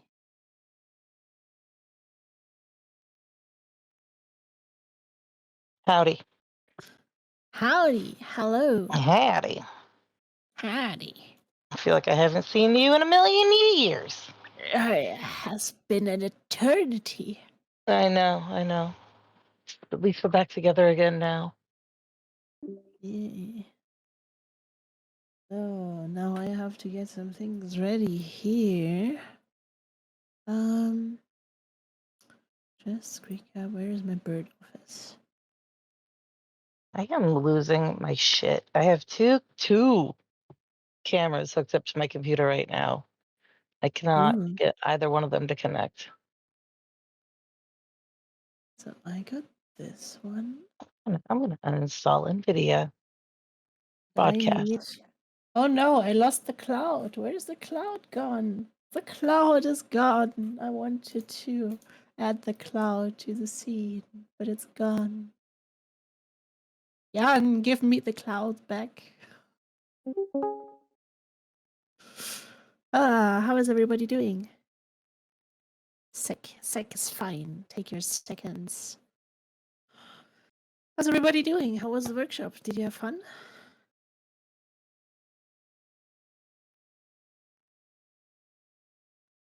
Don't think Luna has been muted. Still hearing the echo. Luna Tom has been muted. Maybe I just muted them for myself. Is it me? Oh yeah, No. yeah. I did mute them for myself only. I give them a server mute now. So add Luna Tom. Again, if you want to talk with us, please just tell me. Then I will unmute you. But we cannot have you like resending all the sounds from your Discord. So I need to copy this link and put it into here. Okay. And then I have a cloud in my office. And I'm gonna start this, and then I'm going to try something new today. Oh. I'm new are gonna we talking? I'm gonna try to directly stream the OBS virtual camera. And apparently, if I set the right audio device, you guys will be able to hear sounds that I'm playing. Also, when I do it. And I will probably need to mute myself. No, that is all working.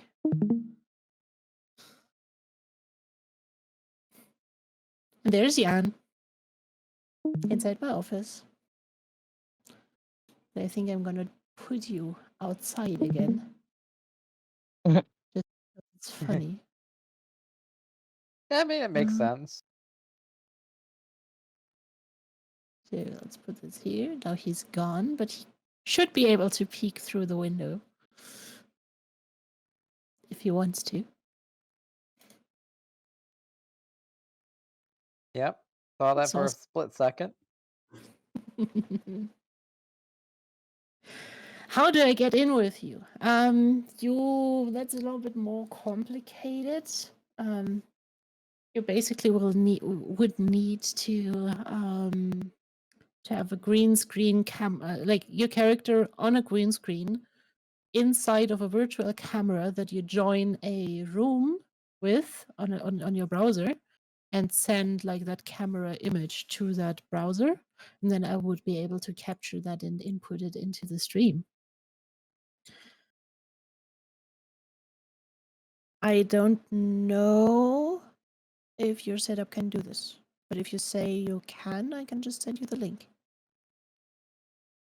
Oh yeah, you can, definitely, because I can see it. Nice. Then I will just send you the invite. Copy to clipboard. Where's Gompasta? There's Gompasta. Message Gompasta. You just click on this and join with your camera. Then I will be able to add you to the scene.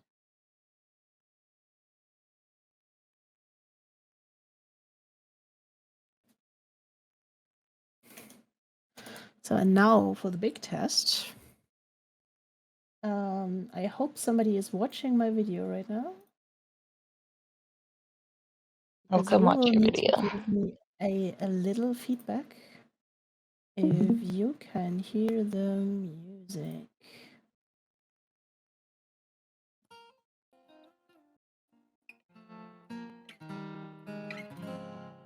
I can hear the music. Nice. So, welcome everybody to the show after the show.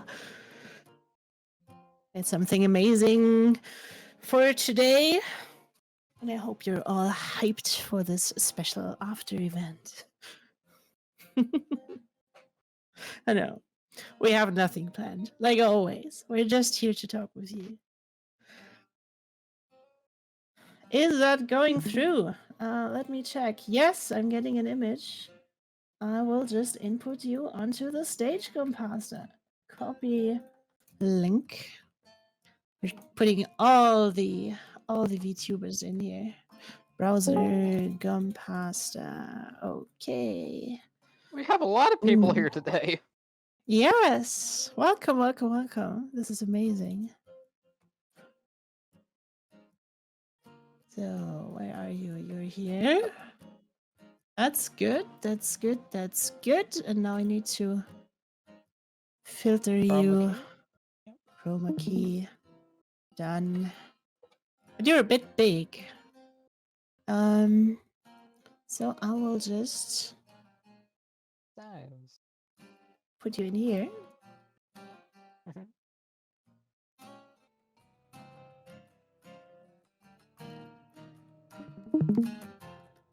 Yeah, you're floating. So we will just put you here, and I will move myself to the side.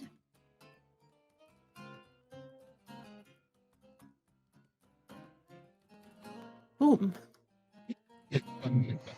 Oh, I love this. Everybody on the same screen. Yay. It's funny with your music; it's playing through your mouth too. Is it? Yeah. Shouldn't.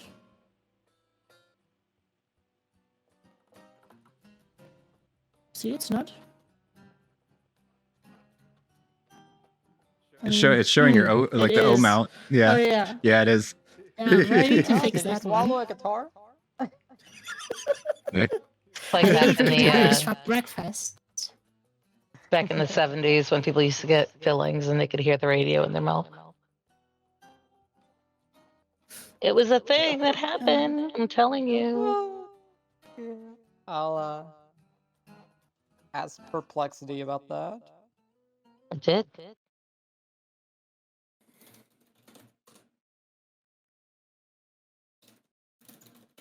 Let's put some. Wow, it's good to see so many people here. Wow. Oh yeah. I'm so hyped.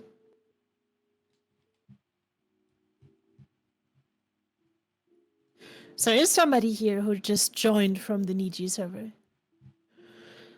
Lucille Ball claimed to have picked up radio signals through her fillings during World War II. Mm-hmm.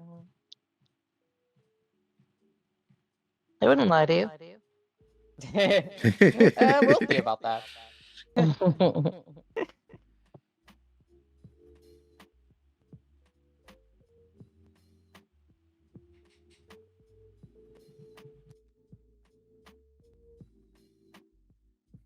Oh no, my foot is broken again. I just noticed that. Why is it always the foot? Why? And how do I fix Clump it? foot. Let's just disable this shadow. Yeah, it's always the shadow that's breaking it.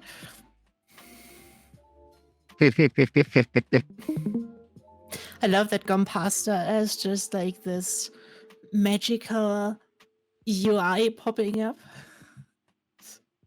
Right. I should actually move you like further to the left. I can make you. If I put you behind here, and you put your UI on, how does it look? Yeah.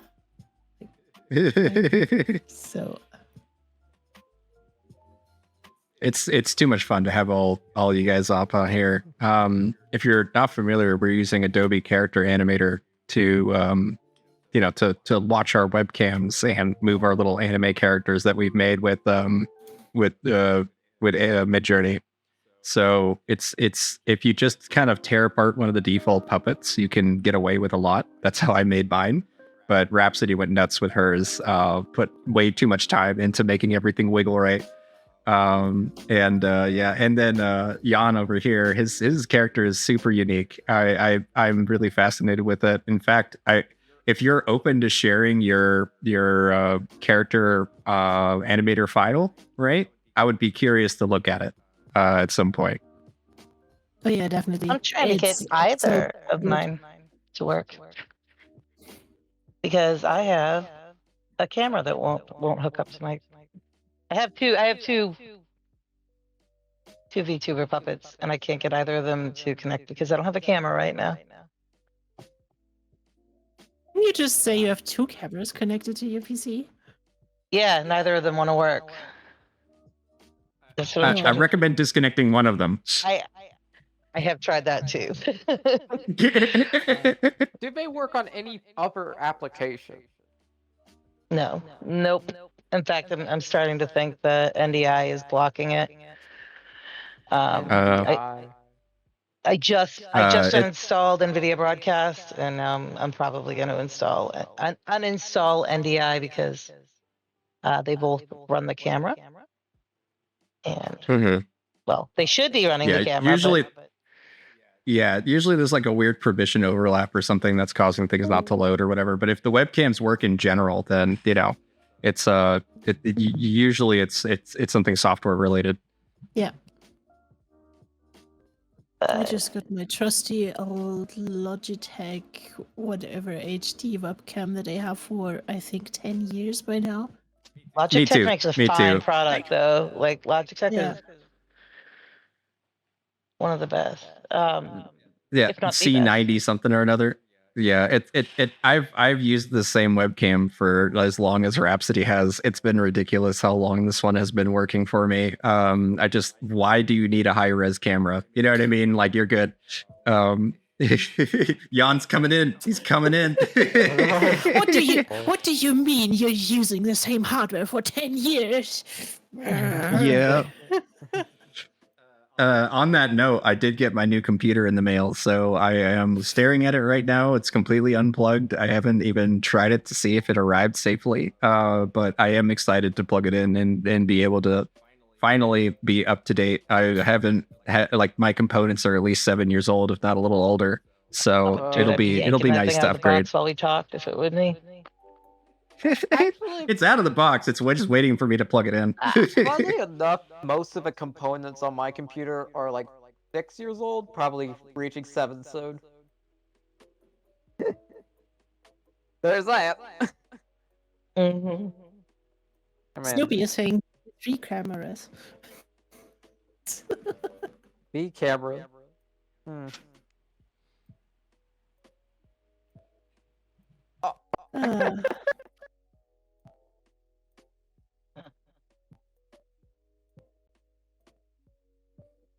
God, this is so cool. I'm just staring at the screen right now, having 3 people here, and we could have even more. Like, everybody who gets this to work can be on the stage Right. all the time, if you want to. Like it, if you want to see what it looks like for me right now, this is what I'm streaming. I just put it on the tablet, right? So it's just like I'm here in the corner of the room watching you guys, but there's also like you just making an O face on my desk in the background. Like just locked in from your previous thing. Yeah. But it's just funny to me that everybody's here hanging out. So Do you also want to join us? oh no, I'll be okay this time around, but next time I'm Next down time. for sure. All right. Then we Yeah. reverse the switch, and then you're the pixelated one. I don't know. Exactly. For some reason today, I think your OBS got me stuck at 720p, and I was never sharp. Like, Yeah. It's also true that you're streaming from Germany. I'm in a small town in Michigan, so there's latency. There is certainly latency between us. It's interesting that it works at all, honestly.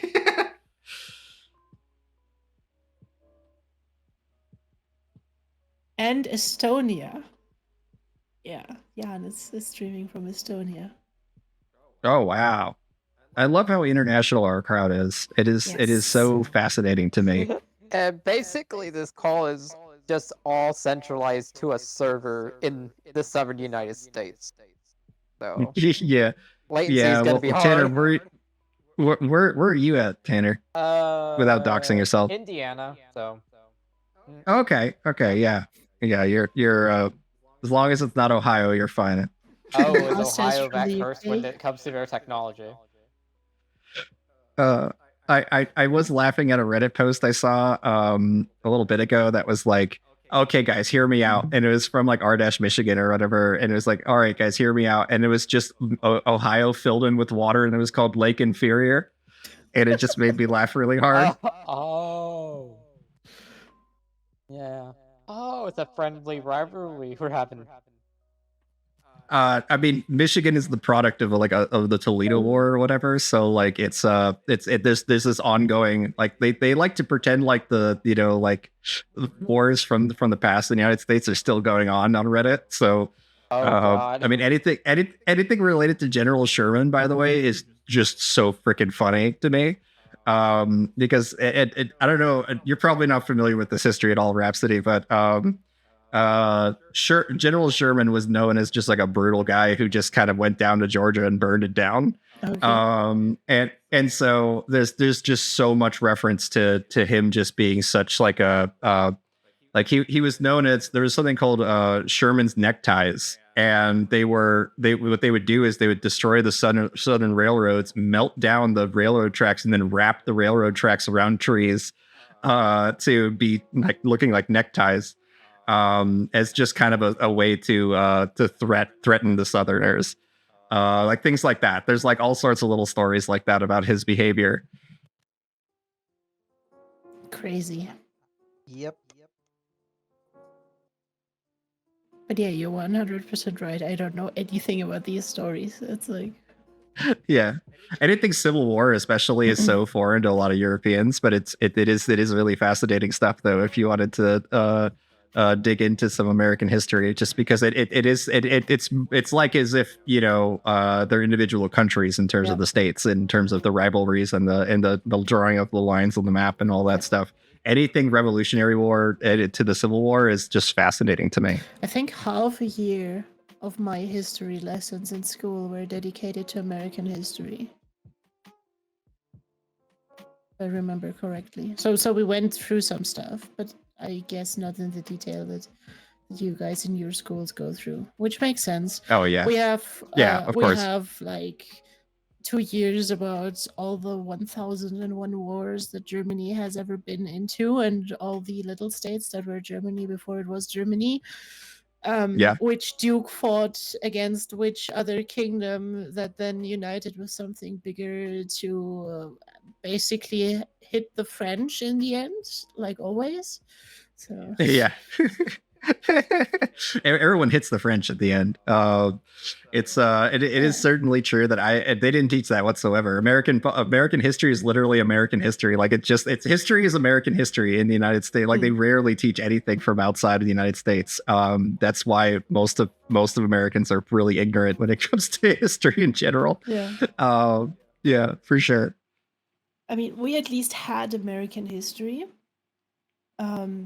We even had some like Russian history and stuff. We didn't touch on any Asian history though, which I was very sad about. So like there's so much from around the world. We had little excursions where everybody was like forced to pick a theme that was not like on the list of topics that we were going through anyways.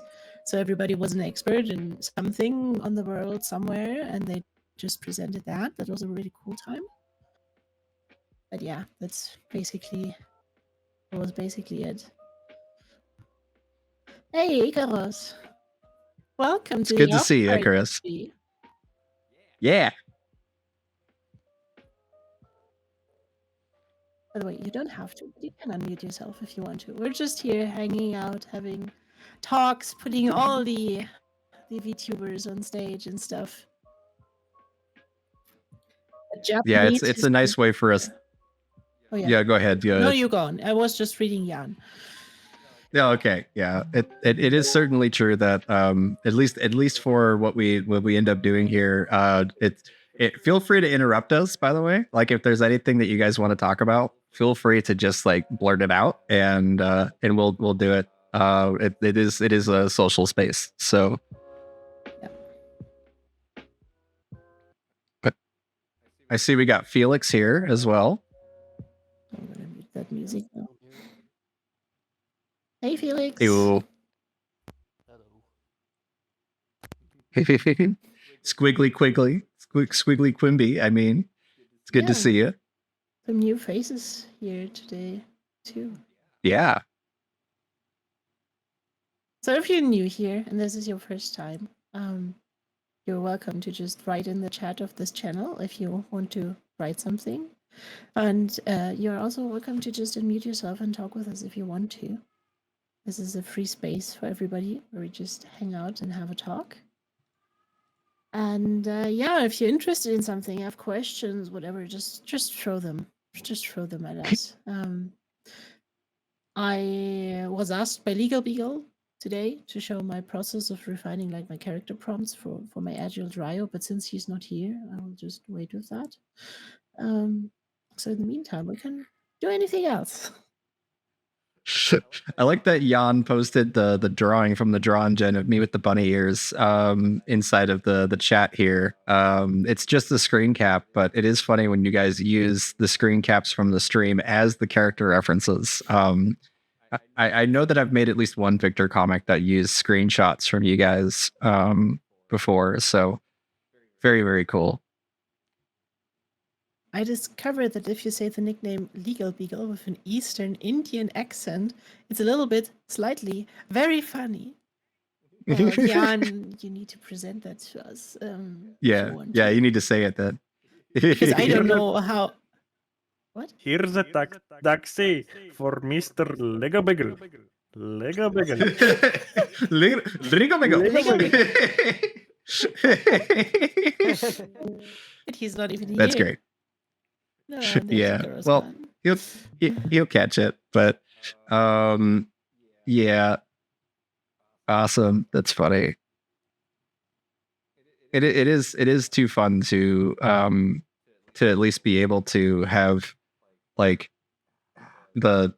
we had last time we had some questions related to like character weights, particularly like how do I get things to look more in sync with my style references and stuff. And basically the main tip is just to start with a character weight of 0 and then start in painting with slightly higher character weights. That's a good way to kind of incrementally get your character back, but also get like a really unique pose or a unique outfit on your character. That's because a lot of times the faces, like not the faces, but like the details will be wrong with the very low character weights. So you just kind of bring it back up with an in paint. That's the best way to do that. Yeah, there's also a second version. I might just share this right now, because that is one of the main ways that I use now to control the character. Let me just switch the scenes really quick. Watcha. By the way, look at this image. It's my favorite Ryo image of all time. Oh yeah, is that a 6.1 or is that an EG6? That is Niji 6. Okay, yeah, a lot of the 6.1 results were like super glowy eyed. Yeah, it has a personalization code that I found from somebody else, that I love more than my own.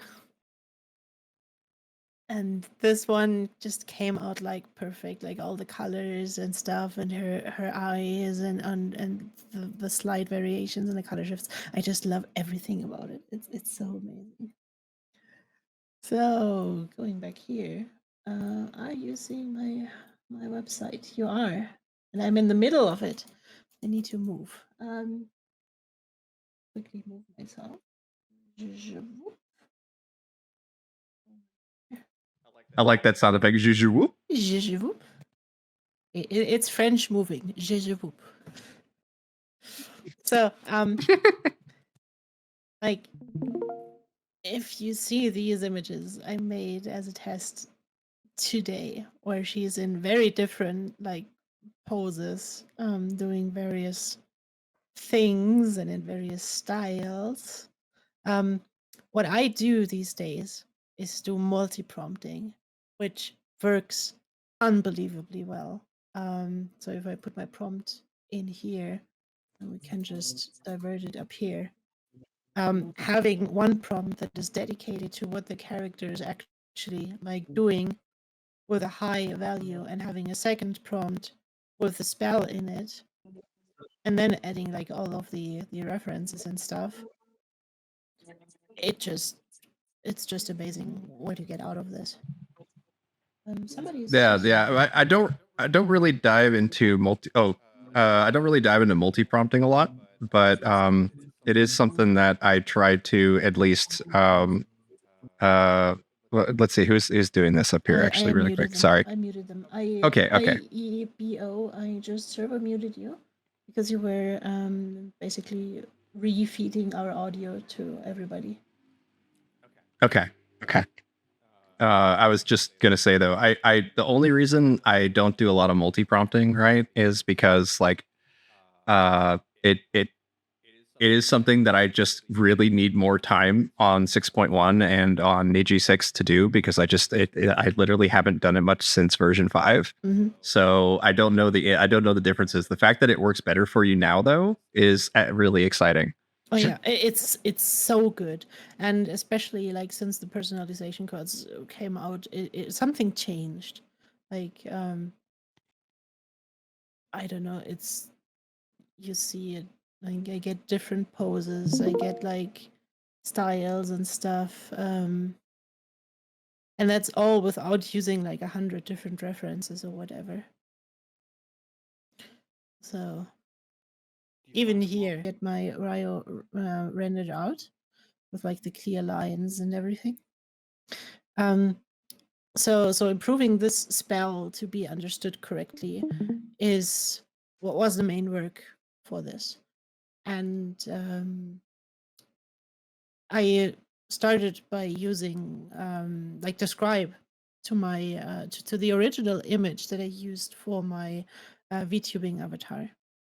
And then it gave me some interesting words like a MOE anime character, which I found out is basically an anime character that people are attracted to.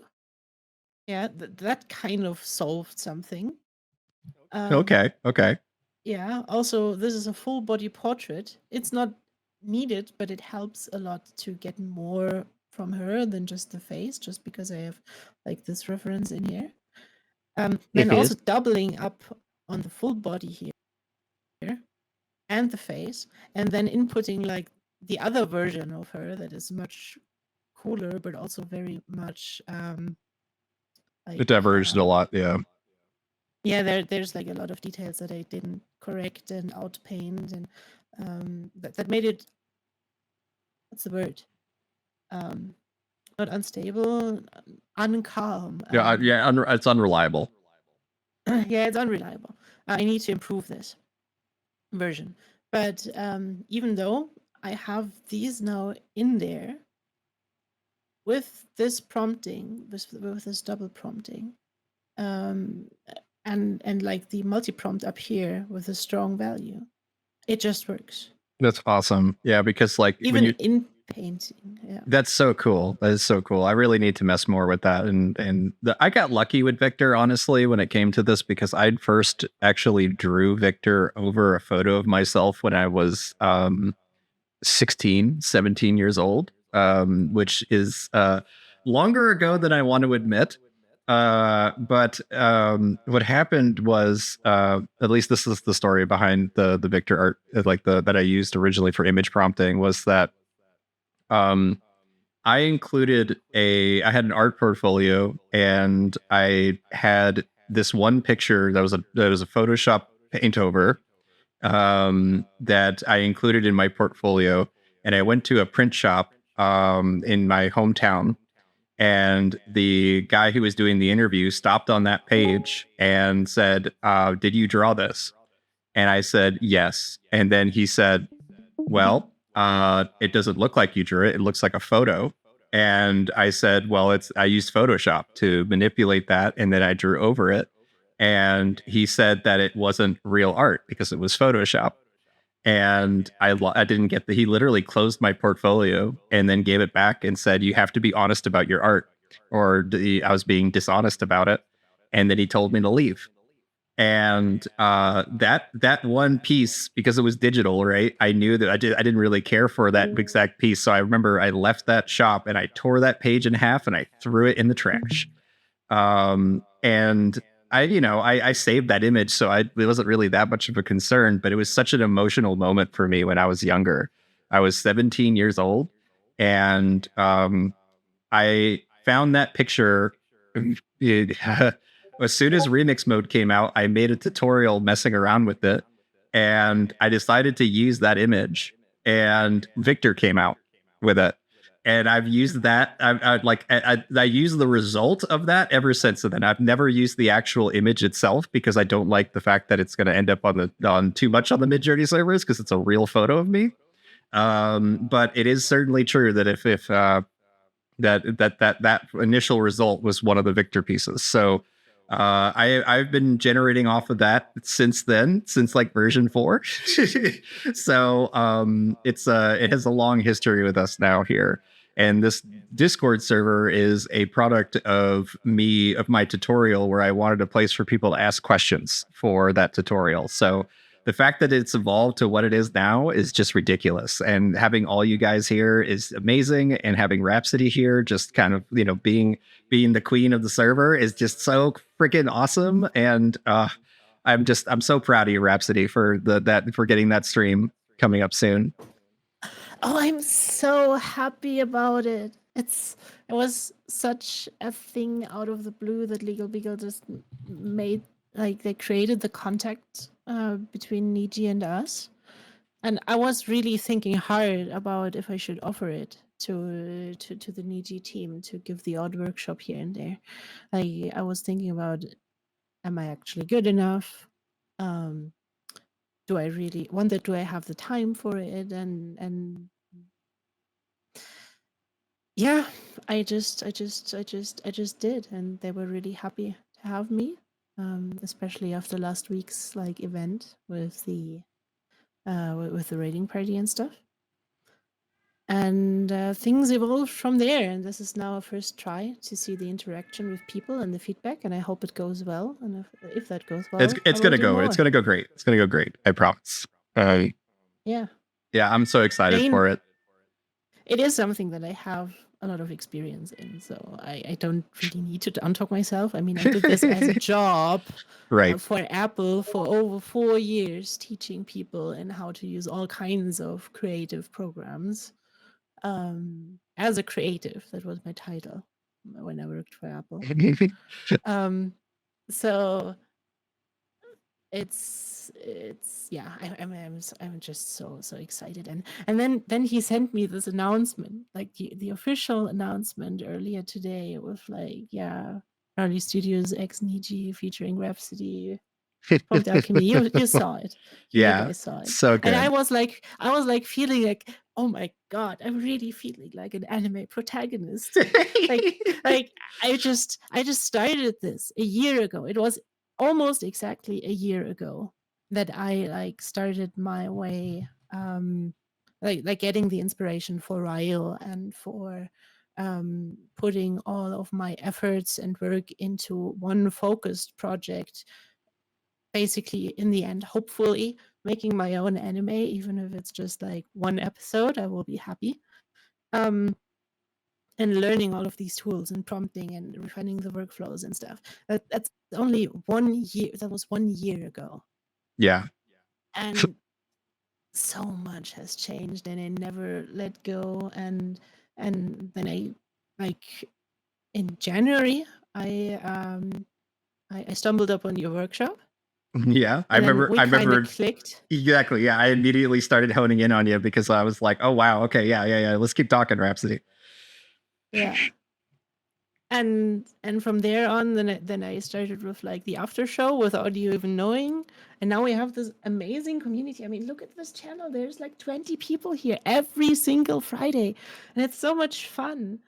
And now I'm having that workshop next week, and it's the next step. And I will do everything I can to make it a great workshop. And I know you will. You'll kick my event's ass in terms of the amount of like actual work into the streams and your transitions and like especially your character OCs and stuff. I wish I had the patience for that right now.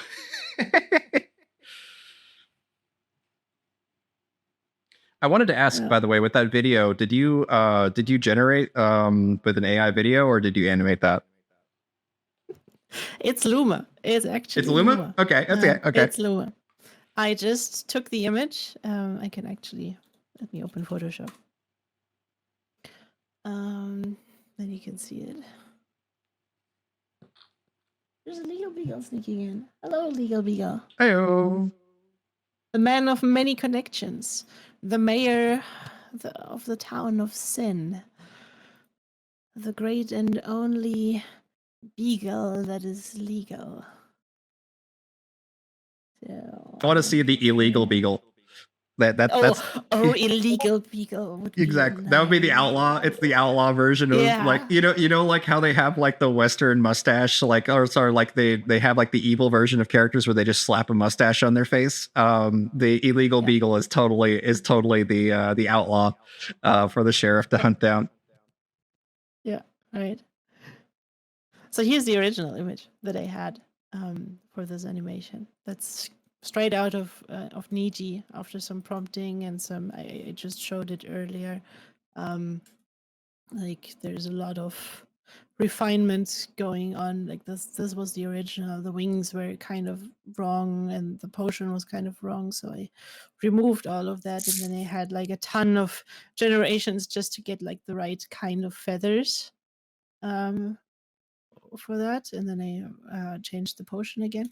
Then I landed here, and I separated this image in her, and then I manually overpainted like the background in here. I did this like 3 or 4 times because when I put it into Luma to just animate the background, I got these weird squiggles all the time, or some just very weird glowing things. And that happened because if we look at here, we have these glowing like edges. Right. Yeah. Fixing the Yeah. edge banding is a clutch way to Yes. repair any of those kind of artifacts. Yeah, that was like part 1 that I needed to repair. And then the second one, I don't know if you see it through the stream, there's a red kind of triangle hat up here. And that also got very, very visible when I started like animating stuff with Luma. Thought So it I was needed a to remove ghost. that too. Yeah. It's good to see you, So Gallifrey. I did that. Yes. Hi, I hello, snuck welcome. back in. My son's picnic ended early, so Yeah. I saw Nice. you guys were still here. I was like, yay! And I'm just talking about how I did like the animation that was intended for like the Niji announcement today. And Kinky-kun, Ah. you're also making very weird noises. I don't know what you're doing, but it's sounding very strange. So, and then I just had to input a green screen. And then I thought I wanted to actually animate this manually, but I did run a little bit out of time. So I just green screened it and tried like animating it in Luma. The first thing I got was this, which is also super amazing. Like appearing in like, I don't know, the magic library or whatever. Right. You could transition to the library doing that. Yes. Yeah, and then I almost immediately landed on here, and there's not much prompting going on, just anime, slow animation, portion in her hand is glowing, she's blinking, the blinking is kind of gone.